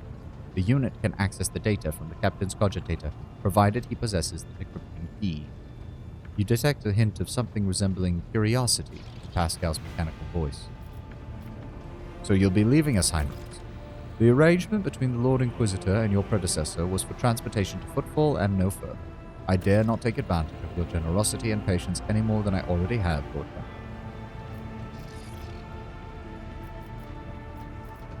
I hope we meet again, then. True servants of the Emperor are always welcome aboard my ship. Heinrich regards you with a curious look and a polite smile. An interrogator of the Inquisition seldom gets to hear such words, but I thank you for your hospitality, Savani. I will not forget it. Magenta, who is this Reverend Hieronymus? He is the head of the Drusian mission on Footfall, and one of the most prominent clergymen within the sector. Paying him a visit is a good thing for any loyal servant of the Emperor to do. I assisted his mission before I joined Lady Theodora on her voyage. I need his blessing to accompany the new Rogue Trader of the Von Valancius dynasty. If you wish to have me aboard your void ship, I suggest we meet with the Reverend. Vigdis, tell me about the system in general. Furibundus is valuable due to its close proximity to the Mall, a gateway to the Imperium at large. The system is mostly known for Footfall Station, the main base for merchants, privateers, and rogue traders traversing the Coronis Expanse. Additionally, the star itself is orbited by an Adeptus Mechanicus station, though that is off limits to outsiders. Alter Templum Calixtus X-17. I had the honor of tending to this shrine for several thousand cycles. I suggest you abstain from visiting it, as most tech comrades at the station are engaged in meditative colleculations that should not be interrupted. And what do I need to know about Footfall? It is the largest port and trading capital of the Coronis Expanse. It has a dockyard that will allow us to inspect and repair the void ship, and it boasts its own astropathic choir, the Coronis Expanse Communications Nexus. Not to mention several pirate hideouts, smuggler caches, and forts belonging to a dozen gangs, groups, and factions. Within the Coronis Expanse, the Imperium relies upon it as a main administrative outpost. The fringes of humanity's domain rarely resemble the central worlds, segmented solar. But so long as Footfall serves the God Emperor, so far as it can, it shall be considered a citadel of the Imperium, although I have heard that the ties it sends are underwhelming. Due to Footfall's remoteness, it has developed its own rules and customs. Many of the goods that can be procured there would be considered heresy in the heart of the Imperium, enough to warrant summary execution. Moreover, Footfall is the domain of the rogue traders, who transcend certain Imperial laws by virtue of the warrants they bear. Footfall will only be the first stop. Where will we head next? As soon as we solve the issues plaguing the ship and establish contact with key worlds of the Protectorate, the time will come for your Magni Assessio, the official ceremony of donning the mantle of Rogue Trader, though it is mostly a formality at this point, as you already possess all the privileges granted by the warrant. But it is a major milestone in your own personal history, the moment that your name graces the lists of heads of the Von Valancius dynasty. We are all looking forward to that day, Lord Captain. Abelard, tell me what you know of the Liege of Footfall. Vladim Tokara is a peculiar young man. Consider your upcoming conversation a baptism by fire in Footfall's political arena. Such things are not spoken out loud, but it is known that Liege Takara is an appointee of the Kasbalika mission. Kasbalika? Kasbalika? Kasbalika. I like Kasbalika, that sounds better. The Kasbalika mission, the largest robber baron crime syndicate within the Calixtus sector. They specialized in the cold trade, the buying and selling of Xenos rubbish. Footfall was previously run by a liege who did business with several criminal factions at once, but he suffered a fairly public accident. The reins of power were picked up by Vladim... I just said his name perfectly fine in the last section. Vladim Tokara, whose appointment benefits not only the Kasbalika, but also their most powerful ally in the Corus Expanse, the rogue trader Halagos Winterscale. Vladim is a slippery yet cautious fellow. He does not usually beat around the bush and does not play mind game. Most importantly, he is no fool, for fools do not rise high in the Kasbalikan hierarchy. Keep all of this in mind, my lord. You are a rogue trader. You stand above him in stature and wield considerable power. Having said that, history has seen cases where the Kasbalikan barons crossed swords with the rogue traders and emerged victorious. Do not forget that. Remain vigilant. The Kasbalika, vile tech thieves. Pascal's box barked out the last word like a profanity. Do we have any idea why the Liege would wish to meet me so badly? Not you personally. I believe he simply wishes to meet with the rogue trader of the Von Valentius dynasty, and would be unaware of Lady Theodora's death, is simply seeking an audience with the powers that be. My gut is telling me that something must be very wrong on Footfall if our astropath managed to read such strong emotion in what is otherwise an anodyne message. We have no information, Lord Captain. The broadcast from the Footfall Astropathic Choir was the only missive Master Zachary was received lately. Tell the Lady Navigator I give her leave to make the translation from warp to real space.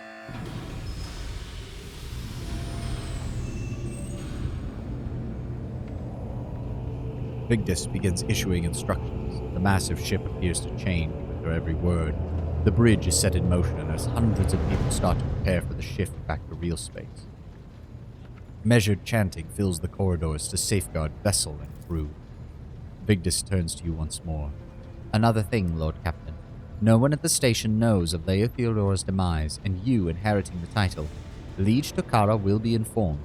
It is required so we can use the dock, and he is expecting a personal audience with the rogue trader. He will not meet with an unknown person of unclear standing. However, there is still the matter of announcing your arrival. You can either arrive on the station with the proper pomp and ceremony, or choose to visit it incognito. I know what happens when I choose to arrive with pomp and circumstance, but I'm gonna do it anyway. Oh, well, let's get this one. Tell me in detail how these choices benefit me. According to Footfall's unwritten laws, rogue traders enjoy special privileges that exceed even the power of the Liege. However, they may choose not to exercise these privileges in certain situations. Arriving incognito will give you more room to maneuver, while an official visit will allow you to directly intervene in local affairs. I shall explain, if you do not mind. As per this unwritten rule, every rogue trader arriving on the station has the right to veto any of the Liege's decisions, but there is a catch. The Coronis Expanse is home to several influential rogue trader dynasties, and Footfall is where all of their interests are set. Of course, this does not prevent certain persons, namely Halagos Winterscale, from subtly pulling the strings on Footfall. If you, as a new rogue trader, start your career with an official landing and a parade in your honor, the other dynasties may see this as a gesture as the newcomer challenging their spheres of influence. I do not see that as a bad thing, necessarily. Old Man Winterscale may take slight offense. Corda will be put on her guard, but you have just risen to prominence, and most people in the Expanse have not yet heard of Lady Theodora's departure. It must be made clear that the banner of Von Valencia soars as high as ever.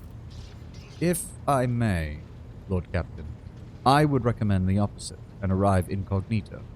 You will have plenty of opportunities to savor the sweetness and burdens of power, but right now is the last time that you can take the refuge of obscurity. This way, your arrival will not draw much attention, and the people will treat you as a person and not the almighty sovereign appointed by the Emperor. It could turn some situations to your advantage. Actually, yeah, in hindsight, I did kind of wonder what Heinrichs meant by all of this, so we're going to go with his opt-in this time, because I did the arrival official, and that just leads to a big fight, and I don't actually know what else it's different. So we're going to do something different, and maybe get some stuff that I did not see before. Tell the Liege I will arrive incognito. It will be done, Lord Captain. With your gracious permission, I return to my duty. Okay, I don't think Vigdis has anything for me. Oh, You may be interested to know that a group of officers was discussing a grim rumor over lunch. We do like power, but I am interested to see what he means by that. And also, if the Inquisition is telling you, maybe, you know, I like the way he phrases it, I guess, where it's like, you're going to have plenty of power. You're a rogue trader. That just comes naturally. This is one of the last times you can take advantage of stealth. Which he does have a point. Word has it, the apparition of Lord Captain Theodora has been sighted on board. You heard that right. They say she is haunting the decks, dragging wayward crew members off into oblivion. Disquiet has spread through the ship, as the anomaly has been reported in several sections, often kilometers apart. The Voxmaster leans close. Master Heinrich von Kallax expressed interest in our communication stations and Voxnets a short while ago. The interrogator appears to be very well versed in the matters of the sacred technology. This worries me. A man of his knowledge and in his line of work is capable of discreetly planting his own devices in our systems. We will be vigilant, Lord Captain, but I would ask that you be more careful as well. Thank you, Bigness. Alright, that's my cue to check with everybody, because that might mean... Nope, nothing from him. Cassia, if you would, please. Words cannot describe how boring the bridge is without our stimulating conversations. That's nice, Cassia, but I was just checking to see if you had any updates. Greetings. Nope, nothing from her.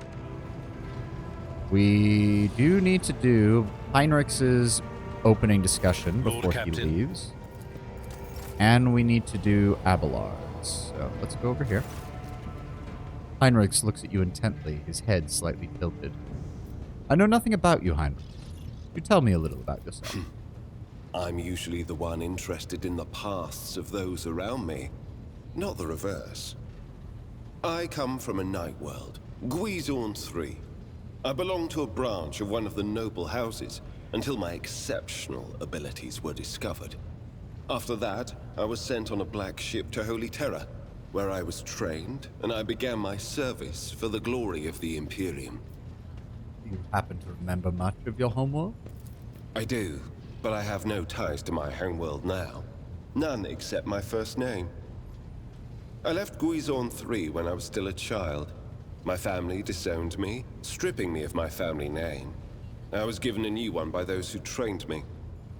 Even for a noble, being branded a psyker is a mark of eternal shame. I experienced that firsthand before I was put on the black ship. How exactly did you discover your abilities? Like many psykers unaware of their curse, I found out when a strong emotional reaction triggered an involuntary response. My great-aunt had a pet grink. One day, it bit me, and I boiled it from inside out. And when my great-aunt slapped me for what I'd done, I boiled her too. It is a shame that they're only partially voice acted, but it is a massive cost to have voice actors do everything. Like, it's the big trade-off we've seen, like Baldur's Gate 3. There are ways to do it so that you can have all the characters voiced and have pretty much everything done, but it is going to mean that you're not going to get, like, really long-winded explanations of things that you might want to have long writing about. But you are going to have those performances. Whereas with this one, it's not all voice acted. You're going to have to do some reading. You're going to have to do some interpretation of what the character's tone of voice and sort of mental state might be. But it does allow you to provide a little more detail, a little more depth. I feel like, to be fair, we've had way more games like this than we've had in the, what I would call the Baldur's Gate kind of stuff. Yeah, just hire Nolan North. He'll act it all. Yeah, Nolan North, Yuri Lowenthal, get Steve Bloom in there. There you go. You could just have them talk for hours and hours and hours. But I feel like there's a happy medium somewhere where we could get some truly fully voice-acted RPGs that also can provide some nice detail. We just haven't quite gotten there yet. Because on the one hand, as I said, you have games like this where probably only about 10% of the dialogue is voiced, if even that. Probably closer to 5%. And then you have Baldur's Gate, as I said. Baldur's Gate, or another good example would be Mass Effect, where everything is voice acted, but aside from like aside from like companion conversations and like really big set piece moments, almost everything in Mass Effect is like 1 to 2 lines, like real simple. Yeah, Matt Mercer, there you go. There's another one. I don't know. It feels like Baldur's Gate, I think, is kind of the capstone of that whole philosophy as far as dialogue goes. And I don't know if it can go anywhere else from there right now, because Baldur's Gate is a damn good example of, like, the best way to do that style of RPG. And I don't know where they're going to go from there, quite frankly. Like, the only real way to add more detail would just be to have the actors, or the voice actors, read longer segments and provide more voice dialogue. But that's going to exponentially increase the cost. Yeah. Well, as I said, I remember seeing somebody who, they took the voice lines from Final Fantasy XIV's cutscenes so that they could then use an AI voice generator to voice all of the non-voiced parts of Final Fantasy XIV. It'd be interesting to see if somebody could do that for something like this. Non-profit, I mean. Because again, like, using AI voice when the actor themselves doesn't give permission is very much something that I am not in favor of. If the actor gives their permission and someone wants to do it as just a, you know, thought experiment, let's see how this would work, how this could be done to make it so that an actor doesn't have to voice everything, but that they can still voice the parts that are important, that would be somewhat interesting. And I'd love to see somebody do that. But until then, it's just a case of either you have to write really, really well. Yeah, you don't need a lot of lore explaining it because it is the basic D&D style world. Speaking of voicing Warhammer, do they speak Old English because of the Gothic tones? I think it's implied. I mean, unless you're talking about are you talking Old English like the weird, the weird vocabulary? Or are you talking Old English like doing the British accents in almost every single type of way? Because the British accents have just been in there because it's a British company that made it, as far as I know. And the Old English is always just meant to make the Low Gothic look a little bit weirder, as far as I'm aware. In the same way that the kind of fake Latin... Oh, no, the British accents? Yeah, as far as I know, that's just because it's a British company. Games Workshop is a British company. They've always had British accents. Like, all of their audiobooks were done by British people. All of the company's been British. It's the same reason that the orcs have a British accent. The orcs have their you know, weird... the boys, frickin' British sports hooligan style accent.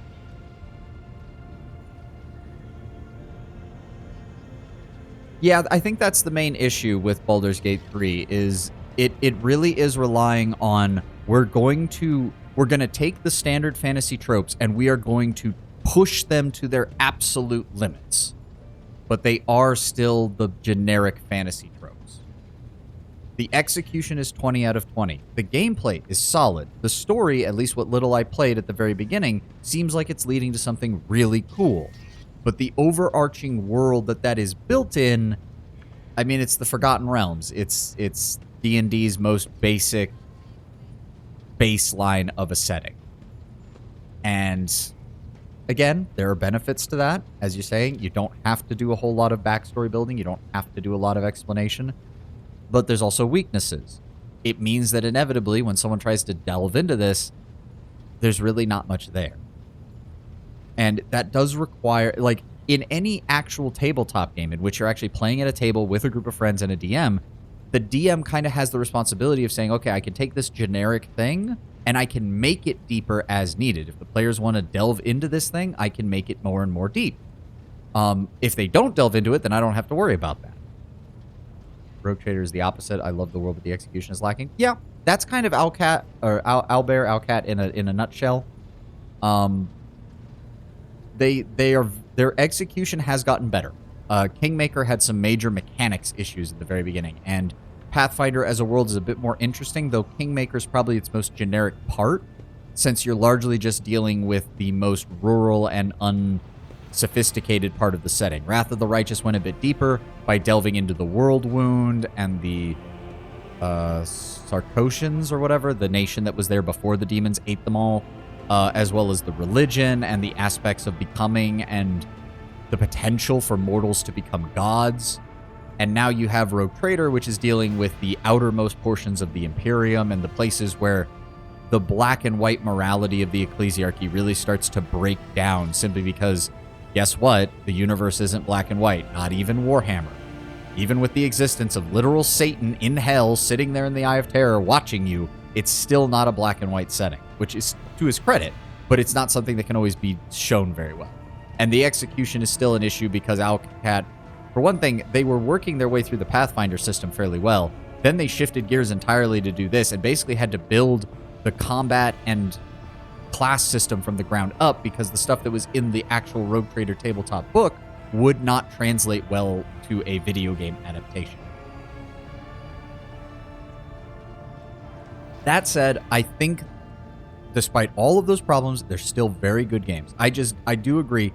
There is a theoretical RPG out there that is between like those CRPGs of Rogue Trader, Pathfinder, and these kind of style, and the hardcore CRPGs of Baldur's Gate 3. There is a theoretical RPG that is somewhere between those two extremes that is probably going to be the closest we get to the perfect experience of a tabletop game translated to computer.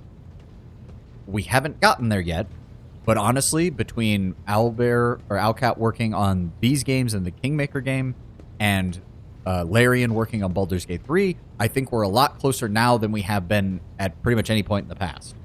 So I'll take it. All right, let's keep going. Yep, and then I boiled her too, yeah. And of course, Heinrich's also reminding us this is why the Imperium is afraid of Psykers. When a 9-year-old or 10-year-old kid can just be like, I hate my great aunt, and then she literally boils from inside. I'll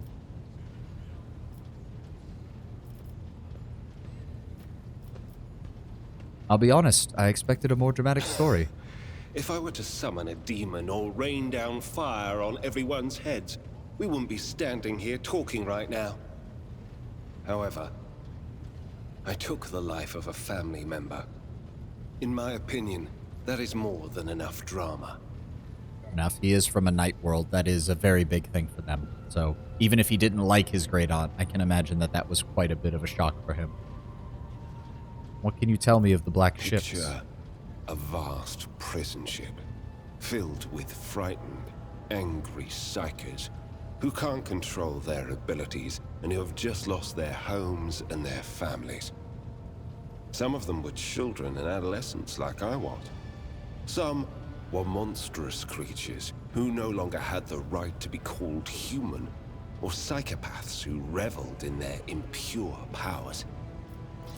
Once, when one of the miscreants broke free, those in command simply depressurized the bay and got rid of the culprit, along with the prisoners and crew tainted by him. But even after that, I heard the echo of inhuman suffering and terror that filled that part of the ship. It grieves me to recall that episode to this day. Oh, Anguishman, I didn't see your last comment there, but yes, they do try to introduce some of the racial conflict in there. I know in the early game there's a lot of issues because you run into a drow and there's a lot of tieflings. And that is true. Tieflings usually get the short end of the stick because they're descended from demons in the D&D settings for the most part. But yeah, other than that, there's not much. To be fair, that also is one of the few things that they do get right about the Forgotten Realms. Baldur's Gate and the Sword Coast is one of the most cosmopolitan regions in the Forgotten Realms. It is one of these naval region or maritime regions that gets a lot of people from across the world settling in the area and all that. So if they were going for that vibe anyway, to try and keep it so that it's like, okay, yeah, nobody's surprised to see a tiefling, no one's surprised to see a dragonborn, then that is the part of the world to do it in. But it also does kind of lose that air of, you know, fantasy, of high fantasy, of things not being the same as our world, so to speak. What else? You were sent to the Inquisition straight after training. No. First, I was accorded the status of a psyker fit for service in the Imperial Guard, where I then spent several years. It was only afterward that I became an agent of the Golden Throne. Let's talk of something else. How long have you served the Since the day of my initiation as an acolyte. So, decades. How many real years it's been, it's hard to say. When I return from a journey through the warp, I often discover that much more or much less time has passed in real space. You visited many worlds in that service, I believe. Indeed. I have visited many of the places brought to the Emperor's light, and those sullied by the filth of the archenemy. In truth, even after all these years spent visiting the various corners of the Imperium and looking beyond its borders, I still consider the Segmentum Solar to be the greatest of all humanity's bastions. Nothing compares to the majesty of Holy Terra, the might of Mars, the grandeur of the Segment's other worlds. What duties have you been carrying out for your Inquisitor? You can't really be expecting me to answer that question, can you? The interrogator returns your look and smile, but thanks to the expression in his ice-cold eyes, the effect is rather unnerving. For someone who's been in service for decades, you certainly look The young. first step for biomancers such as myself is to take control of the processes of their own body, including aging. I've endured innumerable hazards in my work. If I allowed every trace of them to remain, I would look completely different today. Let's move on. Gladly. You are not the Inquisitor's only acolyte, correct? Of course not. The Lord Inquisitor's entourage comprises dozens of people. The best of the best. Experts in various fields and disciplines. Some of them I know personally. Others I've never met. To be honest, I'm not even certain that the people I know are still alive. I used to work with other acolytes of the Lord Inquisitor, but in the Coronis Expanse, I've been working alone. That starts the romance option with him, so we're gonna skip that. You're an interrogator. Does that mean you hold a special position in the Ret? We are not a retinue. We are acolytes. As for your question, I am closer than anyone else to the one I call my personal teacher. The Lord Inquisitor deemed me worthy of undertaking the most important and sensitive tasks requiring the attention of agents of the Golden Throne. And are there any other acolytes within the Coronis Expanse? The interrogator narrows his eyes at you, and you realize a disappointed sigh. After several seconds of silence, you realize you will not be getting an answer. Such as? What can you do as a The psychic? Lord Inquisitor was most insistent that I master the discipline of Santic Demonology. I use my faith and my power to crush the enemies of the Imperium. Servants of Chaos tremble at the sound of the Emperor's name, uttered by my lips. I am also a skilled biomancer.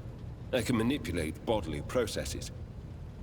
Sometimes I resort to those skills in the course of my work, when it is necessary to make the subject of an interrogation more cooperative. I must take my leave. There we go. Done with Heinrich's stuff. Let's check in with Janrus. Nope, nothing there. Check in with Adira, and then we will go check. Oh, I think that means she has a new aug. Well, no, we finished Reichhead, so she should have a new, I think. Yeah, not even a single one. Well, to be fair, it's like, it's a nice contrast. And actually, given that as I said, I've only gotten just up to the first planet past Footfall, and once we got to that is blind, it does make me wonder, because when we ask him what his personal job is, he laughs, because he's like, oh, you really, or we ask him what the Inquisitor has told him to do, and he laughs, and he actually says, you can't expect me to answer that, right? And it almost sounds like he's not upset by that one, but then when you ask if there are other acolytes in the area, that he does get upset with. And I have to wonder if there's something going on there as far as his relationship with the other members of the Ordo Xenos that are working under the same Inquisitor. So I have to wonder if that'll play into his personal quest later down the line. Again, no spoilers. This is all just speculation, but I like speculating. I'd like to hear your augury, Adira. What awaits me in the future? All right, let's hear what they're whispering about you. I think she has a new one here because we're done with Rycad. An ancient world with a riven heart. Find the path to it, and its riches will be yours. But paths there are two, and both will cloak you in disgrace, and neither is what it seems. What will you choose, rogue trader? The fall of the Empyrean, or the fall of the dead gods? In the cradle of your ancestors, a black dragon hungers, cunning and spitting venom. Many paths lead from home, but only one leads back to it. black and full of sorrow. When you start along the path, make haste. Make haste. And I thank you for that, Anguished One. As I said, if I'm just spouting off nonsense, all I ask is you just don't spoil anything. That's all. Let me find it out on my own time, and if need be, let me curse myself for my stupidity all along the way. Because it'll probably happen at one point or another. Another road. The road begins at the threshold of the expanse and leads to the bowels of the emerging world.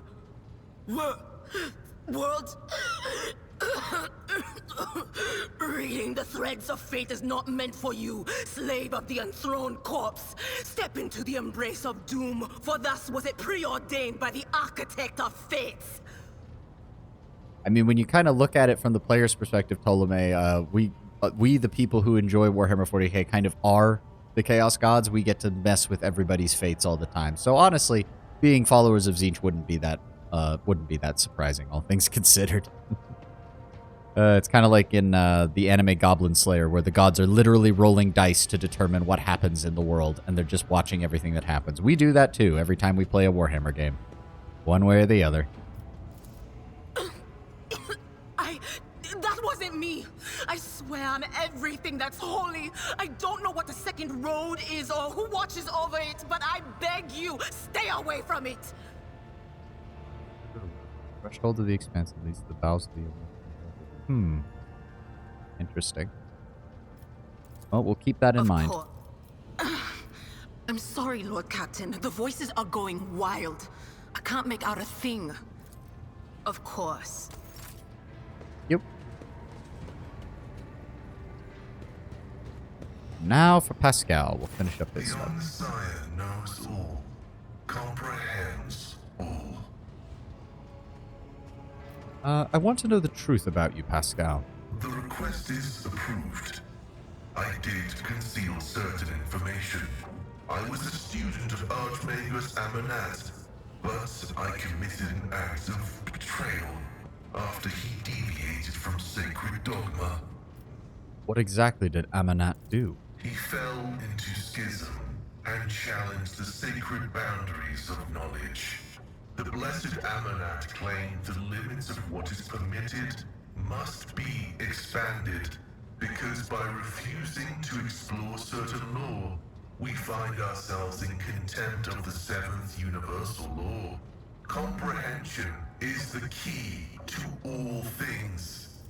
My mentor put forth a thesis claiming that we have stagnated, that ritual is now nothing but a cage for souls and forced worship of the Omnissiah.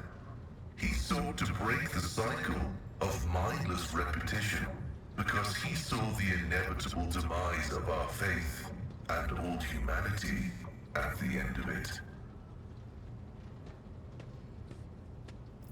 We are leaning towards Iconoclast, but this is just going to piss Pascal off, I'd imagine. So we'll go with, this seems more like a theological argument than a political one. Even those who have ascended to the Omnissiah's wisdom still bear the seed of imperfection, born of their flesh.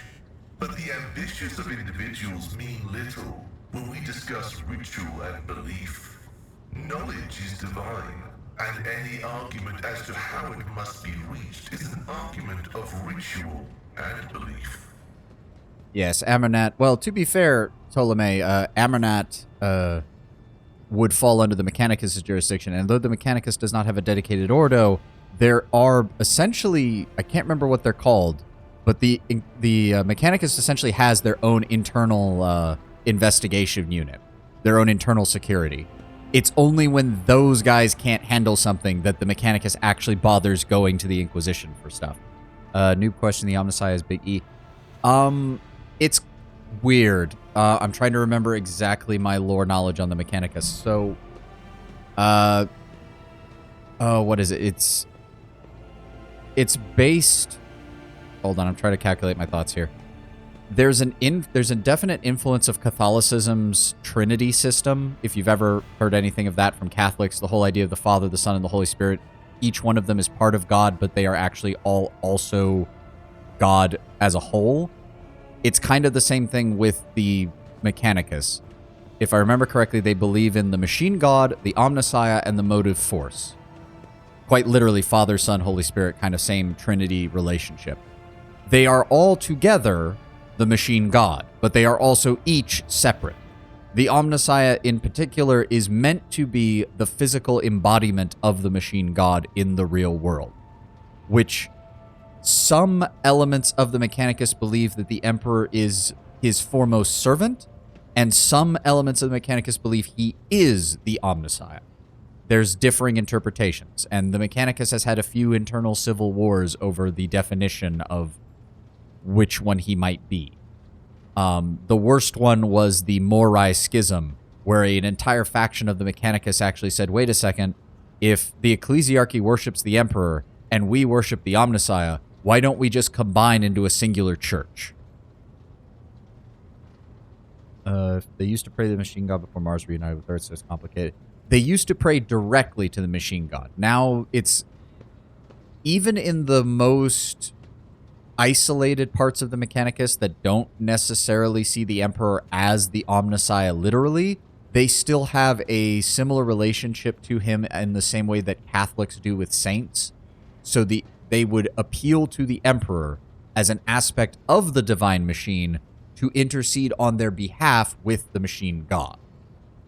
Again, there's different interpretations. There are some sects of the Mechanicus that believe the Emperor is a literal avatar of the Machine God in the real world. There are some who believe that he is merely the most advanced human and thus is a prophet of the Machine God. And there are some who believe that he is the literally the Machine God given flesh. Again, it's another aspect of the Imperium that you can kind of read into and find all sorts of ways for the different groups to be at each other's throats. But as I was mentioning, the Morai Schism is interesting because, as I said, it led to a faction of the Mechanicus and a small faction of the Ecclesiarchy who advocated for the two groups to unify into a singular church. However, doing so would have violated the Treaty of Mars, the Treaty of Olympus Mons, the original document that allowed the Mechanicus to function as essentially a state within the Imperium. And Mars was not in favor of that. No matter what ideological arguments might have been made by the Morians, they hated that. It led to a shadow civil war that eventually ended with the Forge World of Morai being obliterated by the Martian tech priests.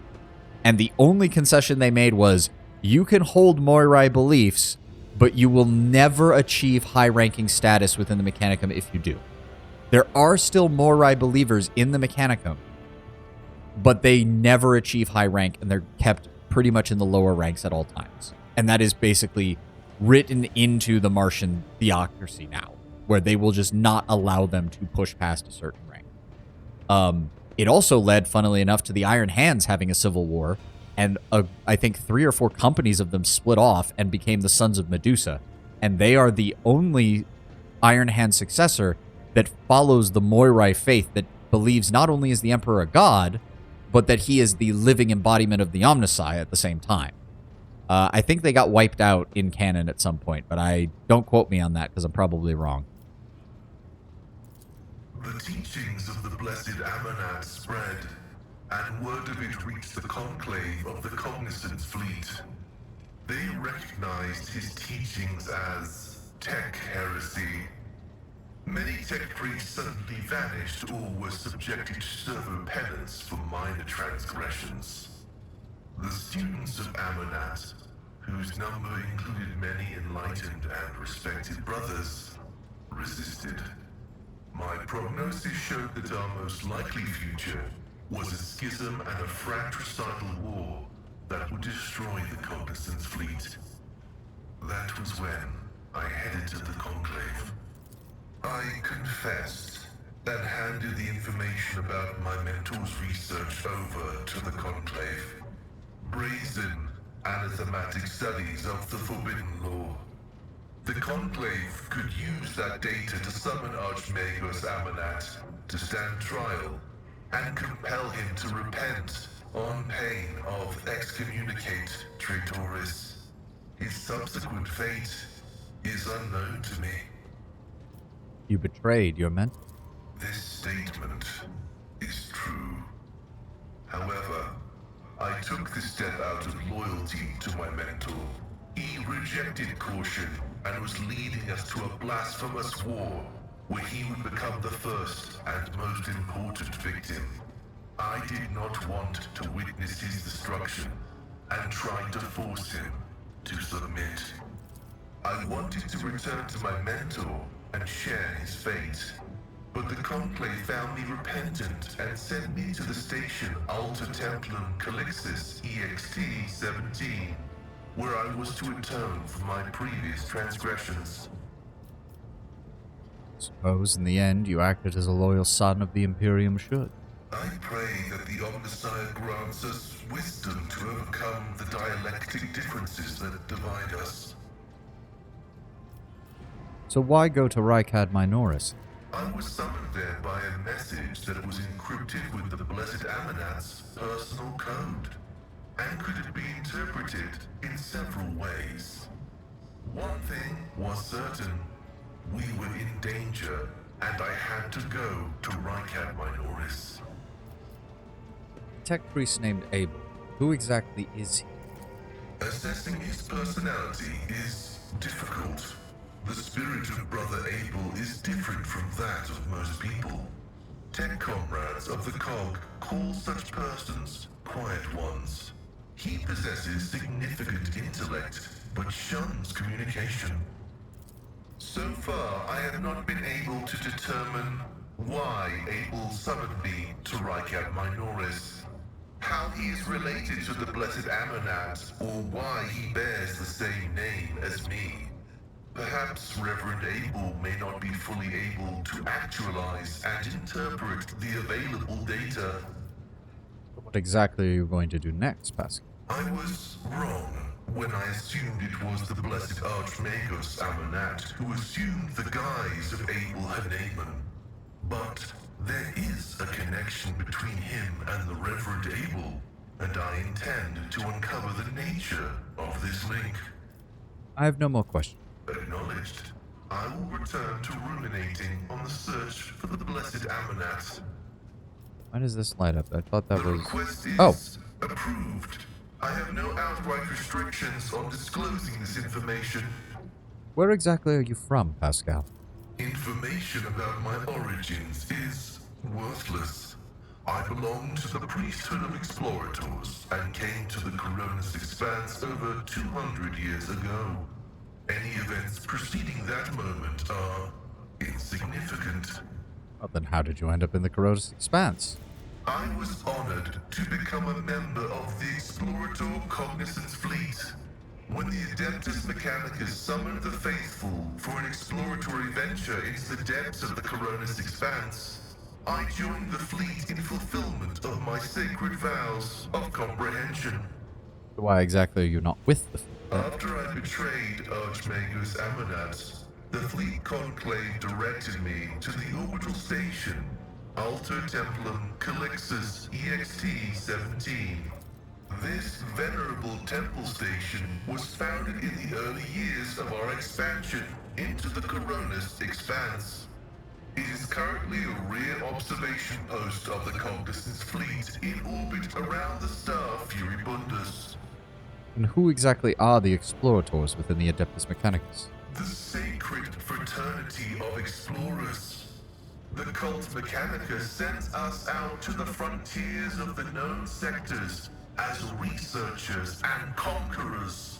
We are the warriors of the Code, who return to the lost worlds and devote themselves to recovering the lost ancient knowledge.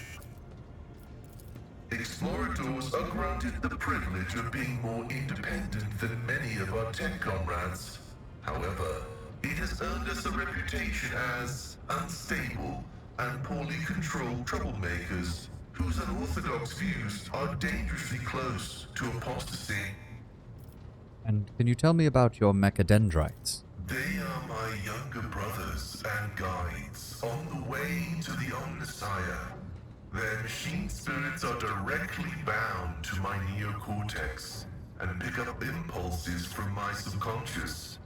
Sometimes they act ahead of my thoughts. This is how the Omnissiah leads me to comprehension. Acknowledged. Can you tell me more about the Adeptus Mechanicus? I am honored to belong to the priesthood of Mars, guided by its tenets. We safeguard technology against the impure and the unenlightened. Why exactly are you mentioning Mars? That is where the cult of the Omnissiah originated, and where we were granted the first revelations. Many millennia ago, we made an alliance with the Emperor of Terra, and have served the Imperium ever since, paying a tribute of machinery, weapons, and void ships. Everything that bears the blessed seal of machinery comes from our hands, and it is we who make sure the operating rituals are performed as they were meant to. We are everywhere. We are the Mars-forged steel bars that give the Imperium strength. What exactly do you mean by guarded? It's not exactly buried treasure. It's not a secret. It is both a treasure and a secret. Technology is how the divinity of the Omnissiah manifests itself in this world. This is why the uninitiated may only be allowed to touch the most vulgar and mundane of its instances. We, on the other hand, are authorized to use the sacred catechism of maintenance and operation. Although there is another reason to deny lay people the sacrament of knowledge, it can be dangerous. Twisted by renegades, the Omnissiah's wisdom is called heretic, and the exposure to it may corrupt the uninitiated. Another danger is knowledge strangely interpreted and inscrutably twisted by the minds of the Xenos. This vein is called Xenotech. I suppose the Mechanicus believes that sacred objects should be touched only by the most worthy of hands. This statement is true. What many consider chains on our way to comprehension is our armor, which we have inherited from our wisdom-blessed predecessors. Do you hold a high position within your fraternity? This electu indicates that I am a Magos, who has mastered the sacraments of many spheres of knowledge, and has the right to conduct services in a forged cathedral. Well, to be fair, it's a minor error when he's communicating in Low Gothic. Near as we can tell, though I don't think they have any audio of it because it would just sound like static to us, would be his usage of binary, or the binaric language that the tech priests use a lot. Because it must be reminded that on Forge Worlds, binary is the primary form of communication. Even low-ranking serfs will often be modified to have vox coders placed inside their throat so they can communicate in binary. The Mechanicus in a lot of places doesn't like talking in Low Gothic, precisely because of that. Their vox boxes aren't made for it. The slight stutter does make him sound slightly off, though. It's also why I can't really do a good impression of him when I'm having to actually read his lines, on top of not having, you know, a static filter over my mouth. But it is a good touch. It is a good touch and does add some points.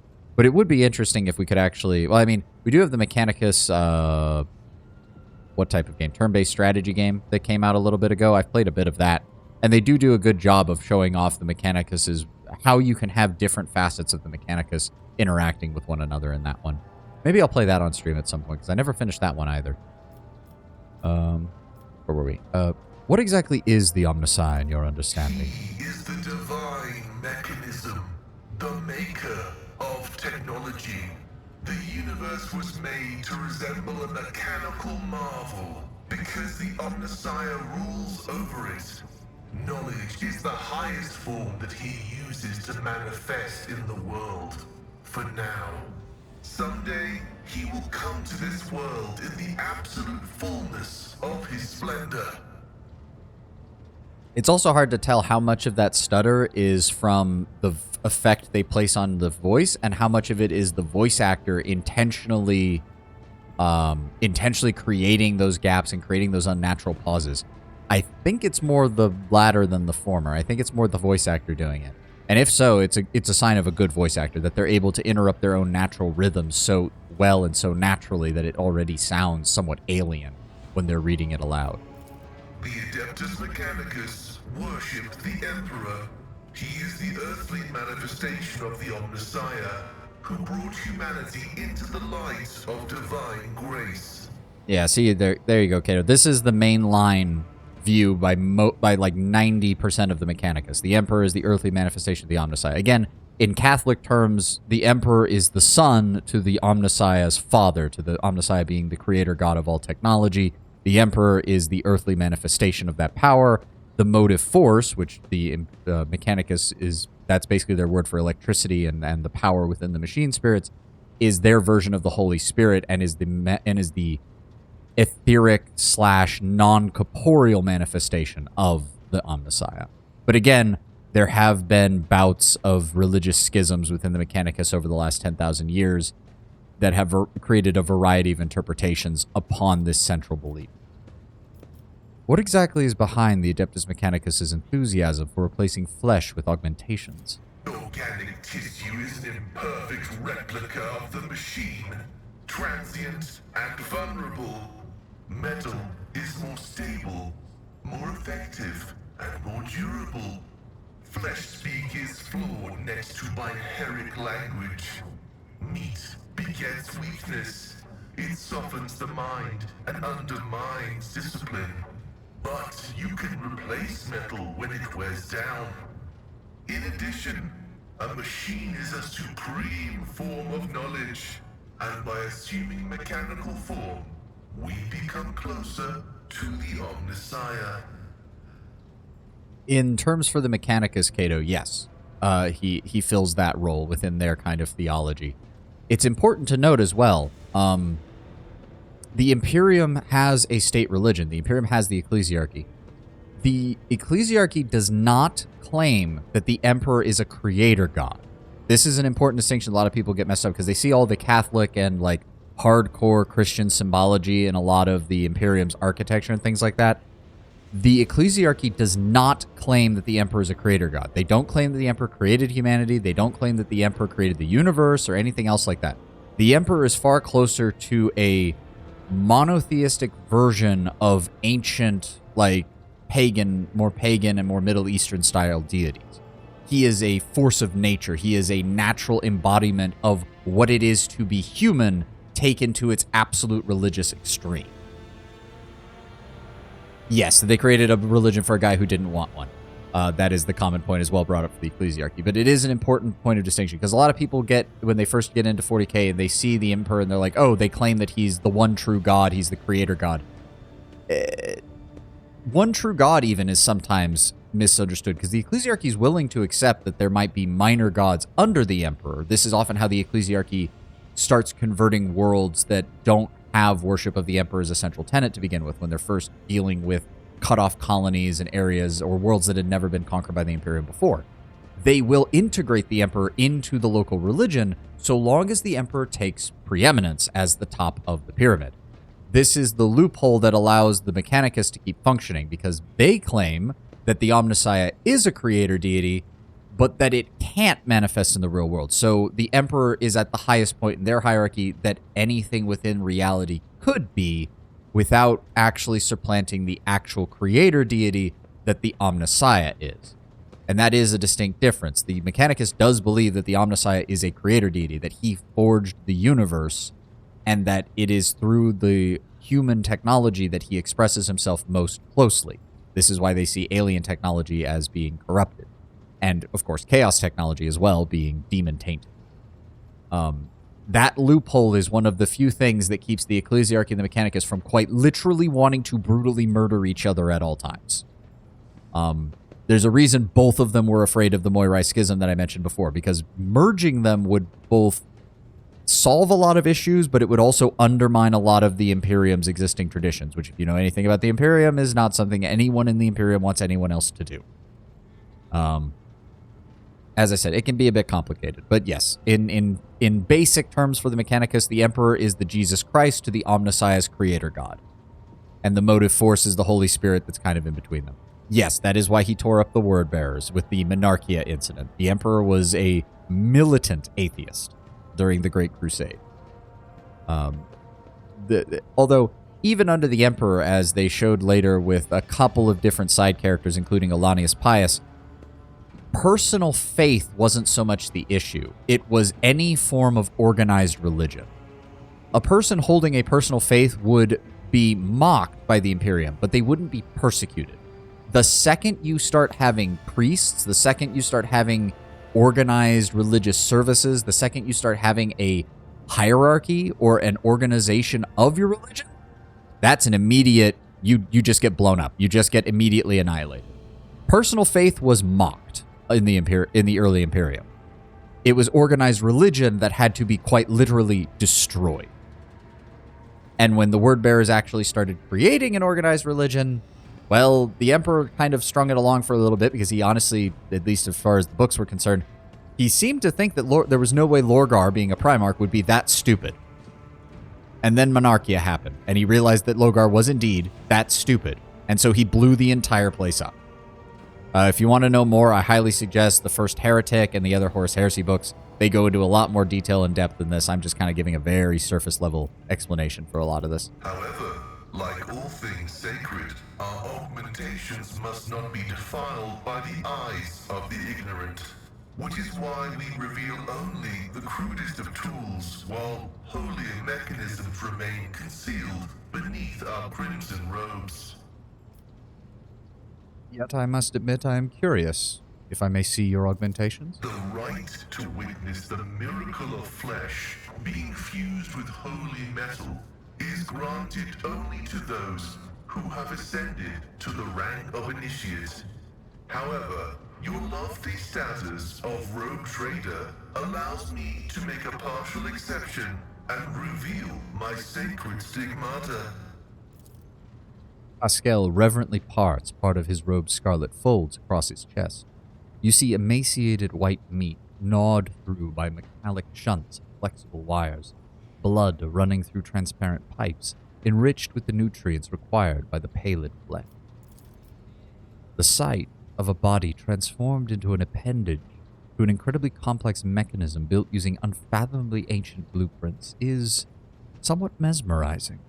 Every component of this machine serves the dual purpose of both preserving life in Pascal's remaining fragile flesh, as well as preventing all threats to his well-being. The Omnissiah has been generous to you, my friend. His creation keeps you safe from death. The Omnissiah has been generous to you too. He has granted you understanding. Pascal looks at you with respect. He seems surprised that you recognize the purpose of the augmentations implanted upon his body. I also like this because so far with Pascal's writing, they do a good job of showing that he is definitively a fanatic of the Mechanicus cult, but he's able to actually communicate, not just work with, communicate with people who are outside of it. And that is an interesting dichotomy. There's a lot of works with Games Workshop when they write about the Mechanicus, and it's just really easy to write the Mechanicus off as being so alien from the rest of humanity that you don't really need to worry about their interactions with them, because they're not going to interact on anything beyond the most superficial level anyways. You do have a strange way of speaking, Pascal. Is that because of the augmentation, or does your faith dictate how you should express yourself? Partially true. I had a voice modulator implanted alongside the respiratory purification module, but there is an additional reason. Gothic is not my first language. I am used to thinking and making statements in lingua technis.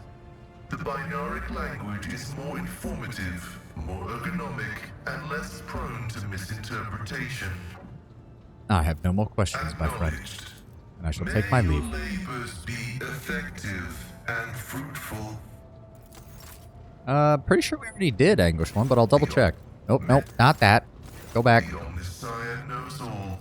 The request is, they are my younger brothers and guides on the way to the Omnissiah.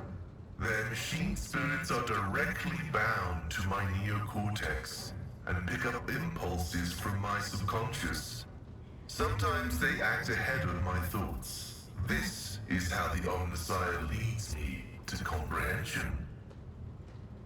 Yeah, I was pretty sure we got that. Yeah, well, I'm sure there's more later. We'll find out. So we're done with him, and I do believe we can talk with Abel as well. The person you say from the Electro-Priest Monastery, servant of the Omnissiah, who calls himself Abel Hanneman, is staring intently at a cogitator's vid screen. wires connect the sacred computing machine to augmetics inside the prayerfully bowed heads of murmuring servitors. Abel looks up at you. After a lengthy silence, he looks away and says stiffly, "The Omnissiah knows all, comprehends all." "How are you feeling, Brother Abel?" The tech priest stares intently at his feet for a while, and then says in a halting voice, "The running of the Benaric protocols was bogged down and dissolved in false commands. The filter has separated the correct signals from the incorrect. The running has been restored to its swiftness." Pascal speaks softly as though trying to match the inflection of Abel's voice. Tech Brother Abel has passed his diagnostic. The pernicious influence of the sacrilegious procedures has been completely eliminated. Statistically, most survivors of a schismatical's infestation are left with severe cognitive impairments. However, Tech Brother Abel's mind, being of a less typical nature, has not been damaged to so great a degree. Look into Abel's eyes. Tech Brother Abel, you are free from possession, are you not? I trust you are no threat to my ship. Abel's voice quivers, his eyes dart around, desperately avoiding eye contact. What was flawed has since been purged, but the shadows of the hunt linger. The cog is dismounted and no judgment has been made. In the absence of judgment, threat remains. Who will make judgment? I will. Pascal places a mechadendrite upon Abel's shoulder and repeats, his voice heavy like a wheel tread crushing the dirt beneath. I will make the judgment that will avert the threat. His gaze falls upon you.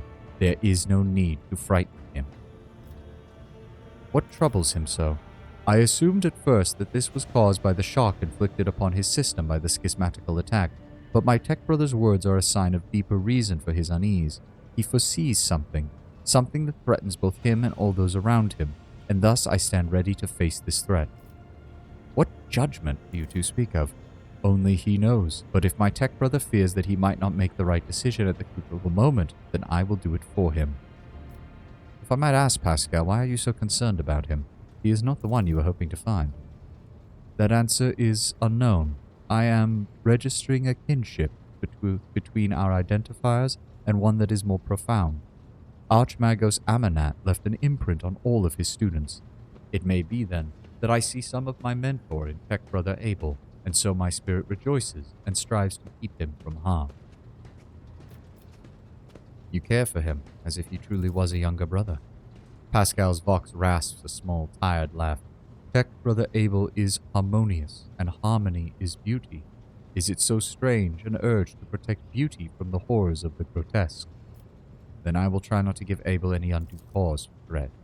Thank you. Abel, do you know why you and Pascal have the same last name? Abel freezes, from his box synth barely audible to the static from the words, "The naming of the names is not an index to the text. The naming of the names is the text." Abel's answers can be enigmatic. His mind works differently from ours. He thinks in harmonic imagery and notices symmetries and proportional relationships in the world around him. Poetry would be the closest analogy to how he perceives and interacts with reality. Soften your tone. Oh no, hold on, we'll start with these. I never imagined there'd be poets among the tech priests. Why not? Technolingua is rhythmical and possesses a broad semantic scope, and some of its more sonorous dialects lend themselves well to both individual and symphonic declamation. Now that's something I would love to see in a future 40k property, and a artistically inclined musical tech priest. Give me a tech priest who acts like Mordin from Mass Effect 2. That would be kind of hilarious. Pascal, then, do you understand exactly what Abel is referring to? Negative. However, I will hypothesize Tech Brother Abel is seeking to convey the idea that our matching identifiers are not the key to some vital data point. They are, in and of themselves, a vital data point.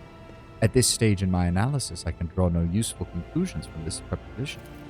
However, the very fact that Tech Brother Abel is trying to hint at something points to him either being better informed than I am, or having conducted a more in-depth analysis of the situation. That is also useful information. I'll soften my tone. Abel, if you could please explain what you mean. Abel relaxes a little. His gaze drifts to the side. There is silence. Are you stating that we are overthinking it? It doesn't matter why your names are the same. What matters is that they are the same. Is that what you mean? Abel looks sideways at you, and at once his transfixed stupor is gone. At this point in time, the cycle has been broken and reshaped into a rising spiral, as Amanat envisioned. On hearing his mentor's name, Pascal lets out a raspy, static-filled sigh. They are connected. My hypothesis regarding Abel's connection to the blessed Amanat has been confirmed. What exactly are you working on? We catch the soul of the light in the solar wind. We look for the footsteps the Omnissiah left when he walked the desert. This is the Okay, hold on. Oniriomantic. Okay, this is the oniriomantic computation procedure. Oh boy. The depersonalized minds of these machine servants are in a data dream, processing enormous arrays of assorted data and aggregating them. Virtually all results of such synthesis are scrap data, but occasionally we have noted coincidences whose exactness defied logic. It is an extremely rare and venerated form of statistical augury, but Tech Brother Abel is adept in this form of appealing to the Deus Mechanicus. We'll go with the logic, I think, is good. Yeah. Look for connection to the data. Most of the runes are devoid of any meaning, but you notice a few among them that seem to combine into a formula and computational graph. Abel peers at you inquisitively, then shifts his gaze to the vid screen, and you could swear that a small smile lights up his face under his respiratory augmetic. A crystal is exquisite in clear water. Deviation from the cycle's trajectory has been increased, as was Amanat's wish. Abel lowers his head, and his Vox synthesizer broadcasts a Banaric hymn you do not recall having heard before. Its sound is full of vibrant energy, and its precise rhythm is nothing short of pleasing to the ear, a rare thing for the language of the Adeptus Mechanicus. Pascal explains with an inexplicable air of pride. Tech Brother Abel has dedicated a lesser aria to you. The piece is distinguished by a high degree of acoustic harmony, and is fit for use as a motto, auxiliary identifier, or epitaph. Give a slight bow. I thank you for your most generous gift, Brother Abel. The gift is disproportionate, but it does signify a personal affinity. Why exactly do you do it? It is how we execute the quest for knowledge in the hope that the machine god grants us an epiphany, so that we may discern a logical connection in a mass of absurd data, which will propel our comprehension forward. Inspect the sacred machine. The hair has been removed from the servitor's head. Their bulky cerebral augmentics cover their skulls like helmets. The faces of the cogitator's servants are blank. Their eyes are closed, lips incessantly whispering what sounds like gibberish. Hundreds of lines of symbols containing information scroll down the cogitator's vid screen. Abel Hanneman peers at it with voracious interest, in sharp contrast to his usual placidity. Well, my interest in this subject has been exhausted. So, given what Abel said, Pascal, it seems we have contributed to Amanat's strange design and deviated from something he calls the cycle. What exactly does that mean? A low, guttural sound rises from the depths of Pascal's Vox synth, as though the planet's tectonic plates are shifting and crushing each other. The mighty rumble brings forth words imbued with power. We follow a path charted by a great mind, but that path will lead to dark places.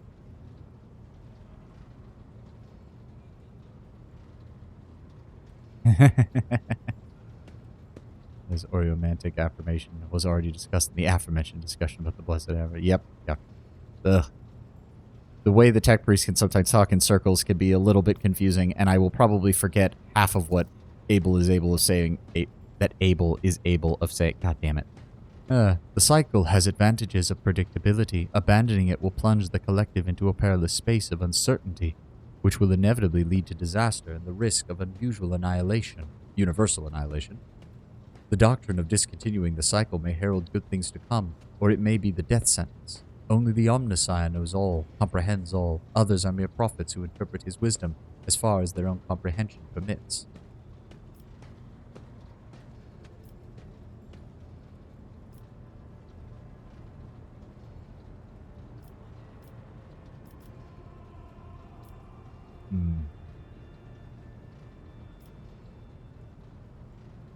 The fact that Pascal wants to be involved in this means he's not going to go hard on these kind of answers, so better to meet the challenge of change and perish in failure than to rot alive. This statement is true. The annihilation promised by stagnation is inevitable. Annihilation in the course of a crisis of change is merely probable. and meekly waiting for the foretold decline, shameful and constitutes a betrayal of the quest of knowledge. The tone of thundering profanity drains from Pascal's vox, giving way to his familiar sibilance. Take my leave. Abel immediately looks away as if he has lost all interest in you, but then his voice crackles, barely audibly. I am glad to see you. Yay. Of course, knowing Warhammer 40k, something horrible is going to happen to Abel at some point later in the line, and it's probably going to nearly cause Pascal to have a total mental breakdown. But there's nothing I can do about that now. We've got a little bit longer. There we go. Okay. Lord Captain? Ravor's voice over the vox sounds weary rather than annoyed. I'm getting reports of several ships moving towards us. Judging by the fact they're not responding to our hails and the telemetry shows a trail of macro batteries, they're not here for a chinwag. Ready to issue orders to prepare for battle at your command. Where did they come from? Why didn't our Argos pick them up before? Yep, it's a canon event. It's going to happen. There's no point running from it. It's going to fucking happen. The rubbish of Furibundus, and I'm not talking about these Oof, sorry. They're about to open fire. I mean the remains of the meteorites, the gas clouds, refuse from the shipyards. It all bunches together in the gravity wells. The smaller ships start hiding behind it to harass ships as they emerge from the warp. I don't suppose this could be the work of that bastard Kunrad. The silence over the vox lasts a few seconds. I suppose it is possible, sir. He might have hired some scum, or it could just be a pirate who saw the state of our ship and decided to push their luck. Nah, we ain't even gonna try that. On my order, have all stations get ready for void combat. Yay, it's the void combat tutorial. Let's make them regret ever crossing our path. Cobra-class destroyer, and another Cobra-class destroyer, and our ship, the Morning Star.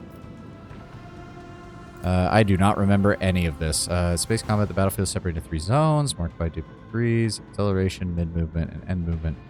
Ships travel at high speeds during combat, which is why both your ships and those of your enemies move a certain distance from the ground. You can only end your turn once your ship has traversed this minimum required distance. To move the ship, left-click on any accessible cell. Yep, once you do, you see a hologram. Okay.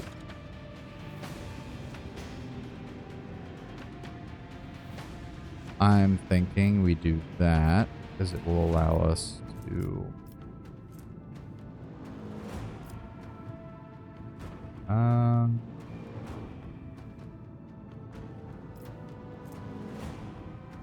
Two, three. So if we move 1, 2, 3. Ship is equipped with an arsenal of weapons, which determines the range of fire and offer you a variety of ways to slot your opponent. The ship can attack with each of these weapons once per turn. Note that these can be fired as the ship moves, as attacking does not end the ship's movement. Ah, yes. Each of your ship weapons has a separate attack action on the panel. You can click on an attack action to view its firing arc and consider what position the battlefield is advantageous. Select an attack action on the panel at the bottom of your screen to attack an enemy with. Yep, maneuver your ship. Yep, okay. So we're going to start with the dorsal mounted cannon.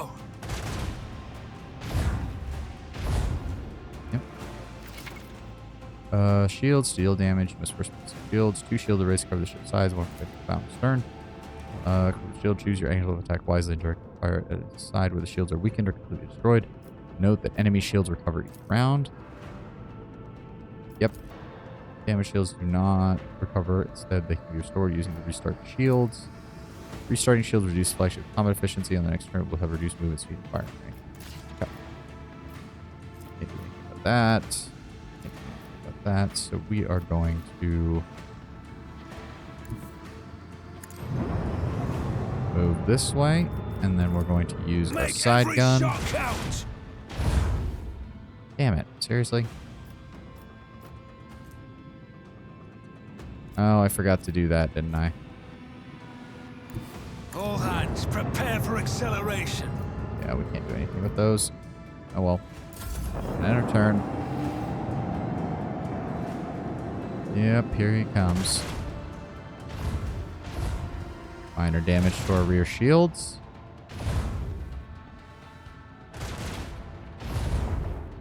Okay, fuck you, buddy. I did start with the Firestorm version, so instead of torpedoes, he has the Lanzoa lance weapon on the top and the prow battery. So, yeah. Oh, this is going to be aggravating. I don't think we can hit them with any of that. Nope. Nope. They're just out of range on all of our shit. We're going to swing out wide and try to see what we can do about putting them in range again. The engines.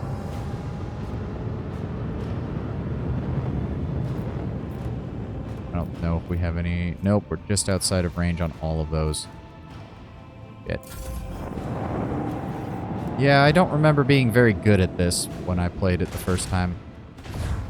Alright. Oh, good, he missed. And... Okay, how did he turn all the way around? That was bullshit.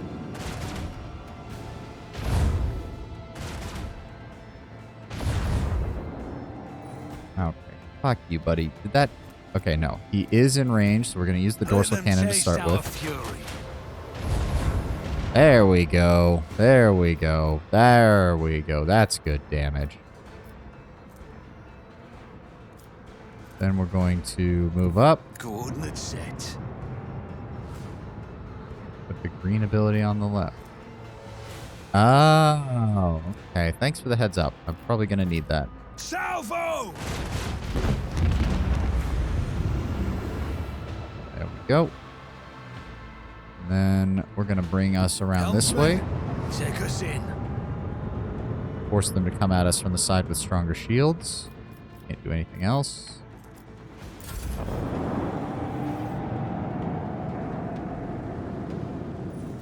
Yeah,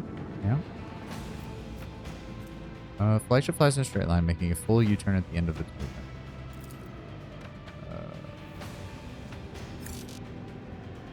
Can only target the furthest node in the path. Okay. All hands prepare for acceleration. Okay. So we should probably end turn from here. Oh, we have to move, right? Right. Engage the engines. All hands prepare for acceleration. Yep.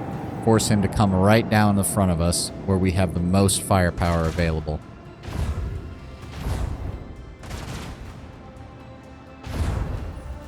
Ow. Okay. Mars Make pattern. every shot count. Good. With the force of a supernova. Very nice. And then we're going to...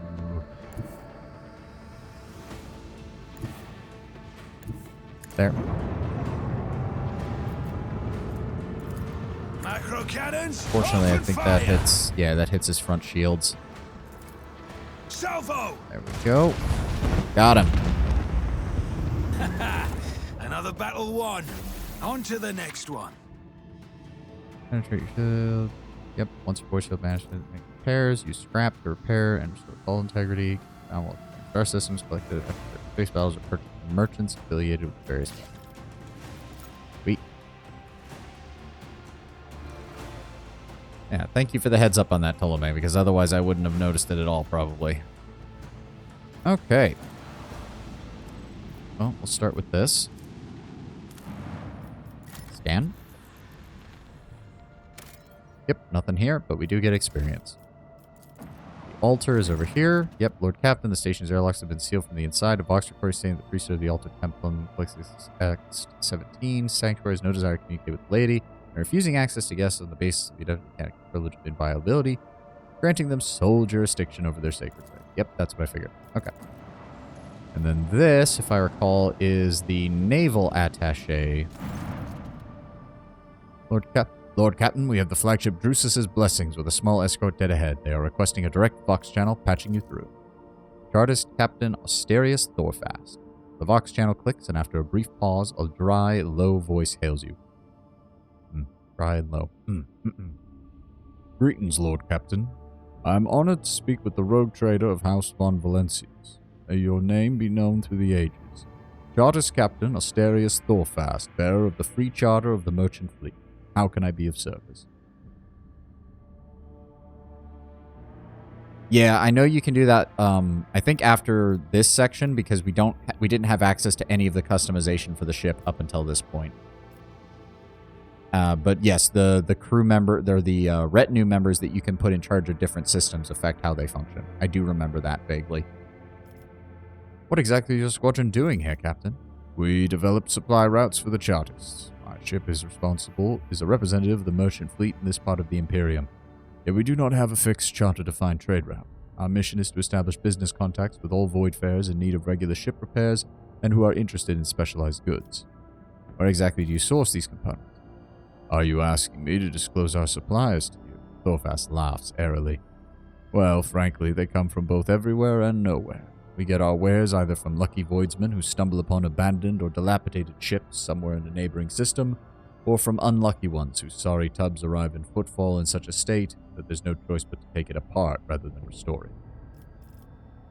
I'd like to know more about the merchant fleet's operations here in the Coronis Expanse. For the most part, all of the Expanse has is fleets of different organizations and small flotillas of merchant ships. Uninterrupted communications between worlds is a matter of life and death for many outposts of humanity. So even in this dark corner of the Imperium, there are Chartists and ships assigned to the various Adepts. Last, the Expanse has next to no stable trade routes. The job is precarious. Then again, no one is more intimately familiar with such hardships than a rogue trader. I would like to take a look at the catalog of components available for purchase. And we have profit factors, so we're just going to go ahead and buy whatever we need. Ooh, installing components. Yeah. We'll take a look at that later. Yep. Glimmer pattern void shield array. And they start with needing 3,500, and the only thing they care about is void trophies, which I don't think we have any. We've only fought one naval battle so far. Okay, we do have void pirate trophies, so we may as well hand that over to them. All we've got. Thank you kindly. Now, finally, Footfall.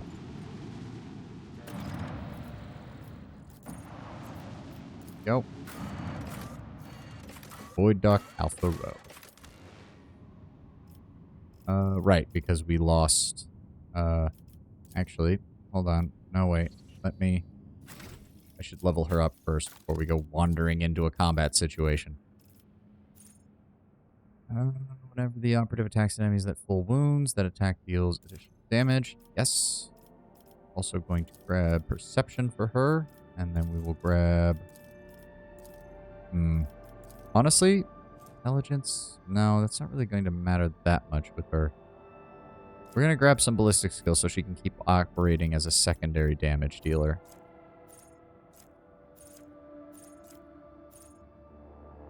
As the target of a Psyker's power, they gain plus 10 to each until end of combat.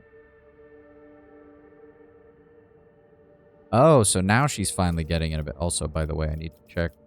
No, she cannot take any of these yet either.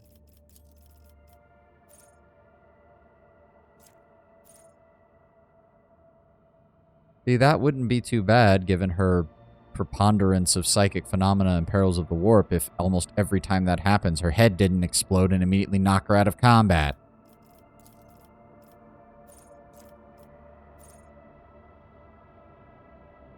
Taking damage from the Psyker at least once, suffer a minus 20 penalty to all resistance tests. This is probably one of the best solutions as well, since she gets a lot of debuffs later on. She's not a melee operative, so that's useless. Target cannot move until the end of... Yeah, may as well take it hard on the debuff. I actually have no idea what I would want to do with her. She does have one of the better... Psychic Shriek is one of the better single target abilities early on, and I know she gets a few more later. Should I go with Assassin? Because I don't see Bounty Hunter being very useful to her, and Grand Strategist is just right out. So for right now, we will go with Assassin. I might regret it later, but oh well. Everybody's all caught up on that, and I don't think there's anything I can give her. Has really changed.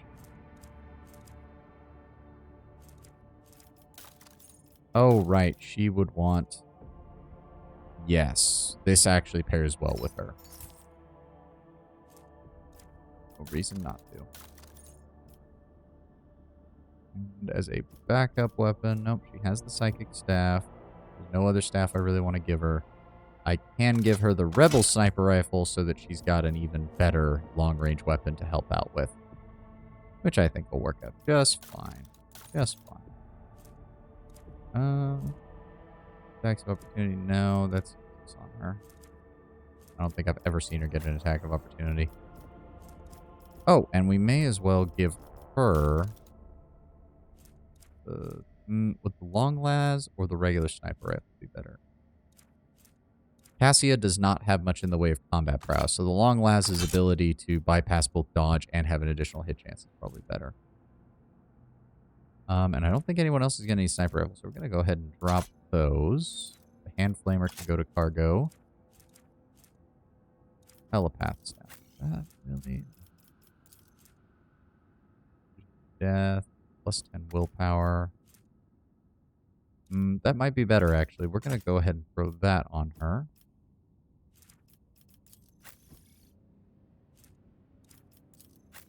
Does not need a life-draining sword or anything like that. So take the psychic staff and add that to cargo. Power maul can go to cargo. Same with the heirloom pistol. Stub carbine. A lot of this that we don't need anymore. Auto pistol. Keep the rest for right now.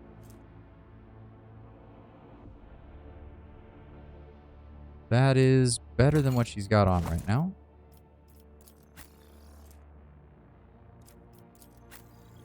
Nope, that's still good for him, right? Yeah, Warworld, Black Chest, please. I don't think there's anything else that's better.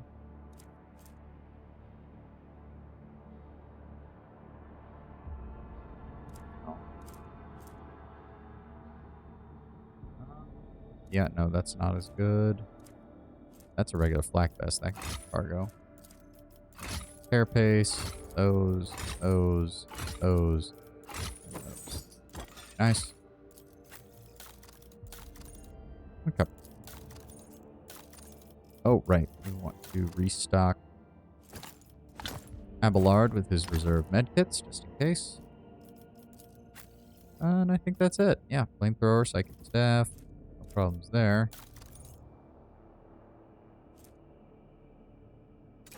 The biomancer staff. The diviner staff was not very good because Cosine, well, Cosine does give automatic critical hits. We'll hold on to it now. All right, time to land. Got everybody. Let's go. And we're arriving incognito, so we'll see how this is different from the other time we went through this area. Before I started streaming. And we've got a little bit of time left. We can start exploring Footfall before we get off for today.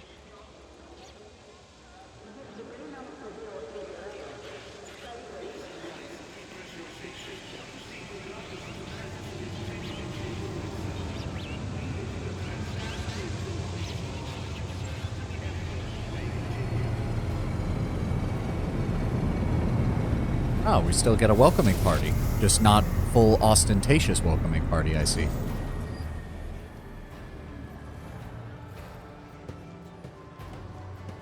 Be interesting to see how different this is.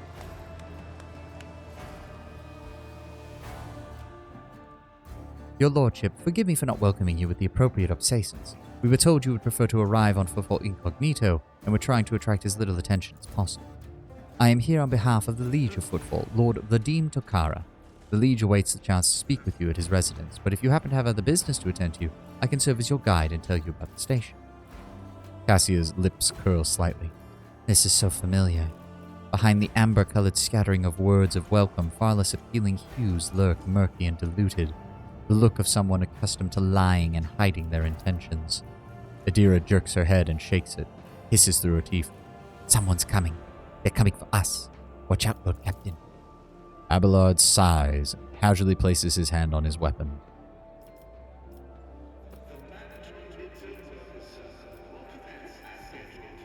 Who is coming, Adira? Judging by the voices, there's a lot of them. Angry. They've got teeth, but they aren't that sharp. Their strength is their numbers. Excuse me, what are you talking about? What could you mean by such a cryptic pronunciation? She doesn't get to say the rest. Oh look, the exact same thing happened if we had shown up as a party.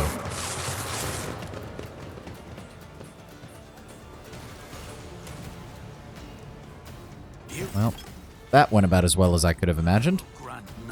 I will level you! Exactly. Oh boy. It's my one. No. With Abelard, it'd be something like, oh joy, it's my 6th fight of the day. If I get to number 7, I get to get, I get an extra ration bar when we get back to the ship. Oh no, that's Cassia. Why am I putting Cassia up there? No. Somebody else. Okay. Adira can go over here. Actually, no. My character can go over here because that is a perfect setup for explosives. Abelard can be up here. Argenta and Pascal can take cover over here. Go ahead and...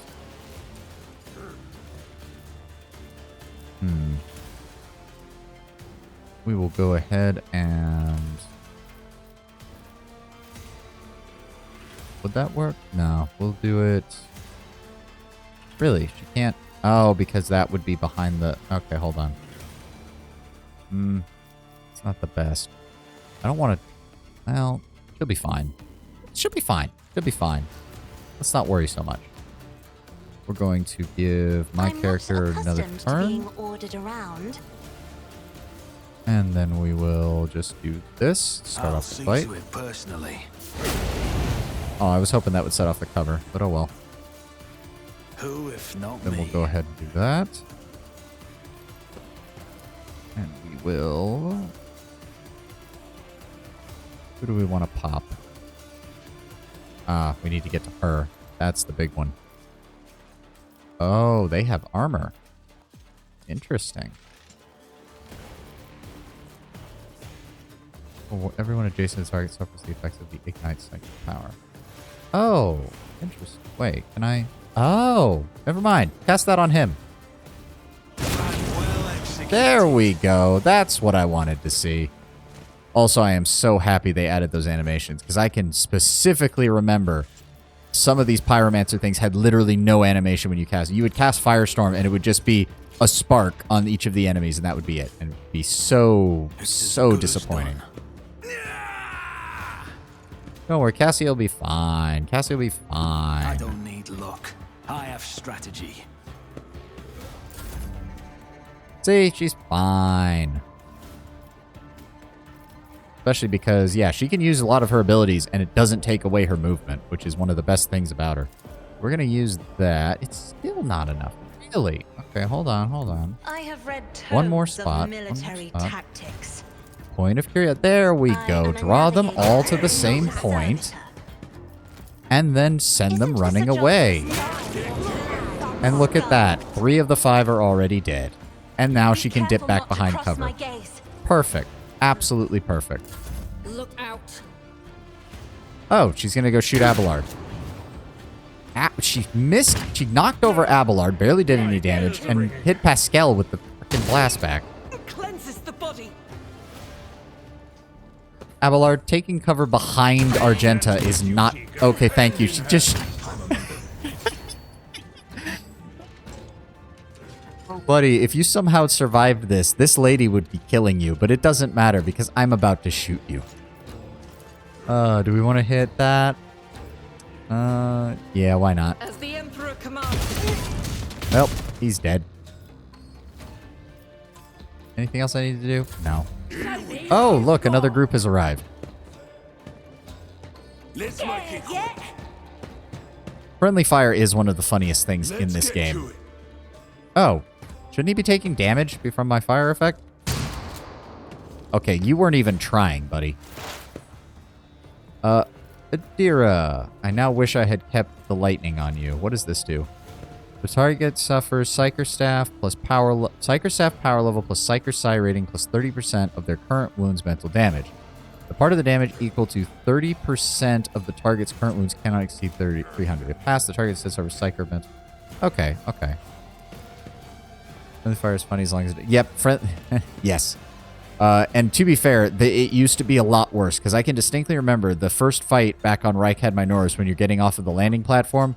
I remember the enemy moving close, triggering all of Malgar's guys to start fighting, and me being shot in the back about 4 different times. Oh. Why did it say connecting to chat room? Am I still good? Hold on. Hold the phone. Hold the phone. Are we still on? We're still live? Everything's good? Can I get something from the chat from you guys real fast? Are we still good? Okay, okay. Scared the shit out of me. There was a loading thing at the bottom of the chat on OBS, and then it said, oh, you're reconnected. Welcome to chat. And I was like, the fuck? Okay. We are good. Scared the shit out of me there for a moment.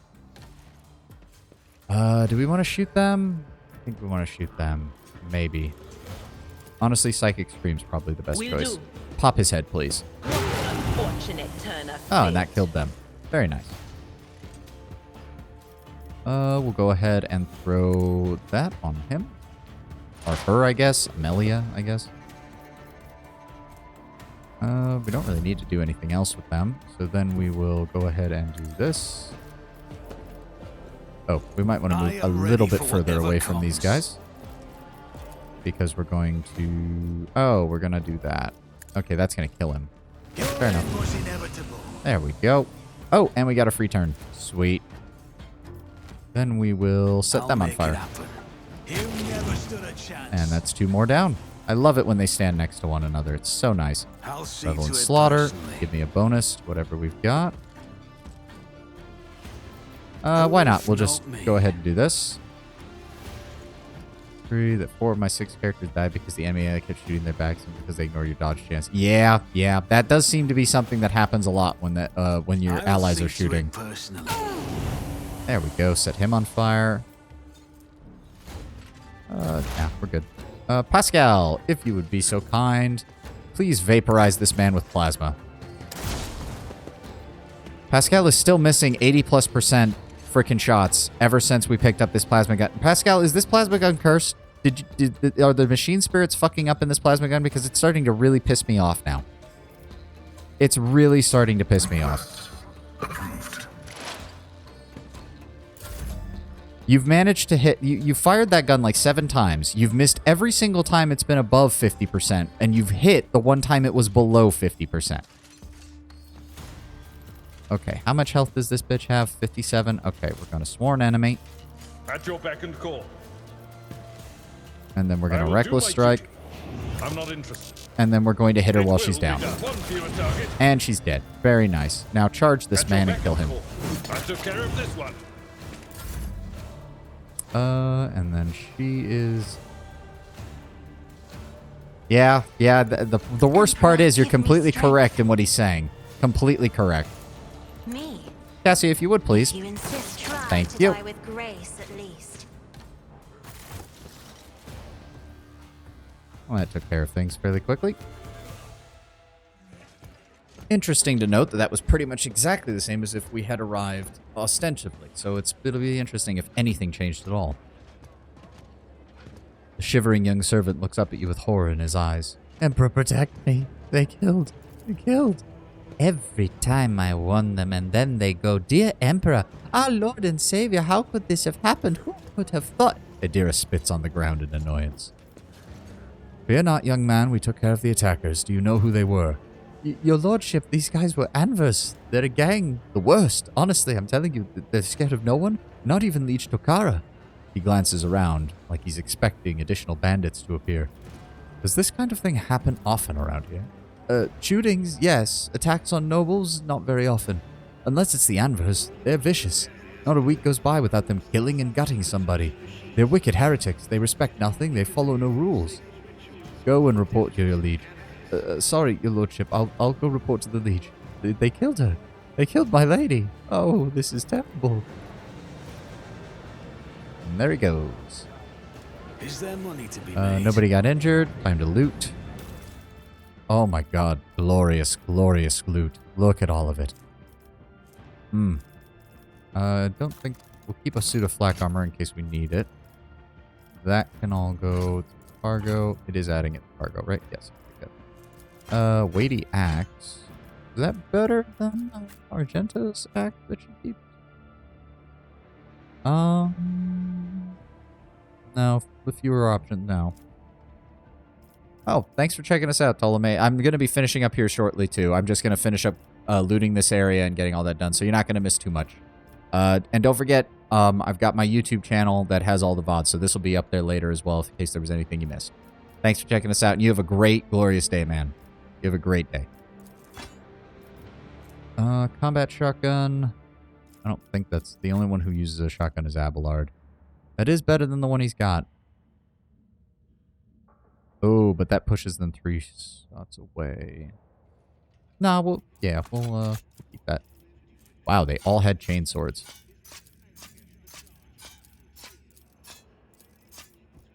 There we go. That's taken care of. Rise to the top or get left in the dust. Grab that. I think there's too much else. Yeah, there's just these guys over here. Wow, they were fully loaded with stuff, weren't they? Alright, that should be everything. There's bodies over there. There's servitors over there. There's all sorts of things to do. We are going to save now because I am at my limit with 3 hours. I gotta go get ready for work. So I hope you all have a glorious rest of your Monday, and I will see you all on Wednesday when we continue Warhammer Rogue Trader. Glad to have everybody here, and thanks for checking me out. And as I said to Ptolemy as he was on his way out, I do have everything getting uploaded to my VOD channel as soon as I can. It's just Savani_VT on YouTube. Check that out if you need it, if you need to, or if you want to check out anything I've recorded before. And as I said, I'll see you on Wednesday. Have a glorious day. Bye.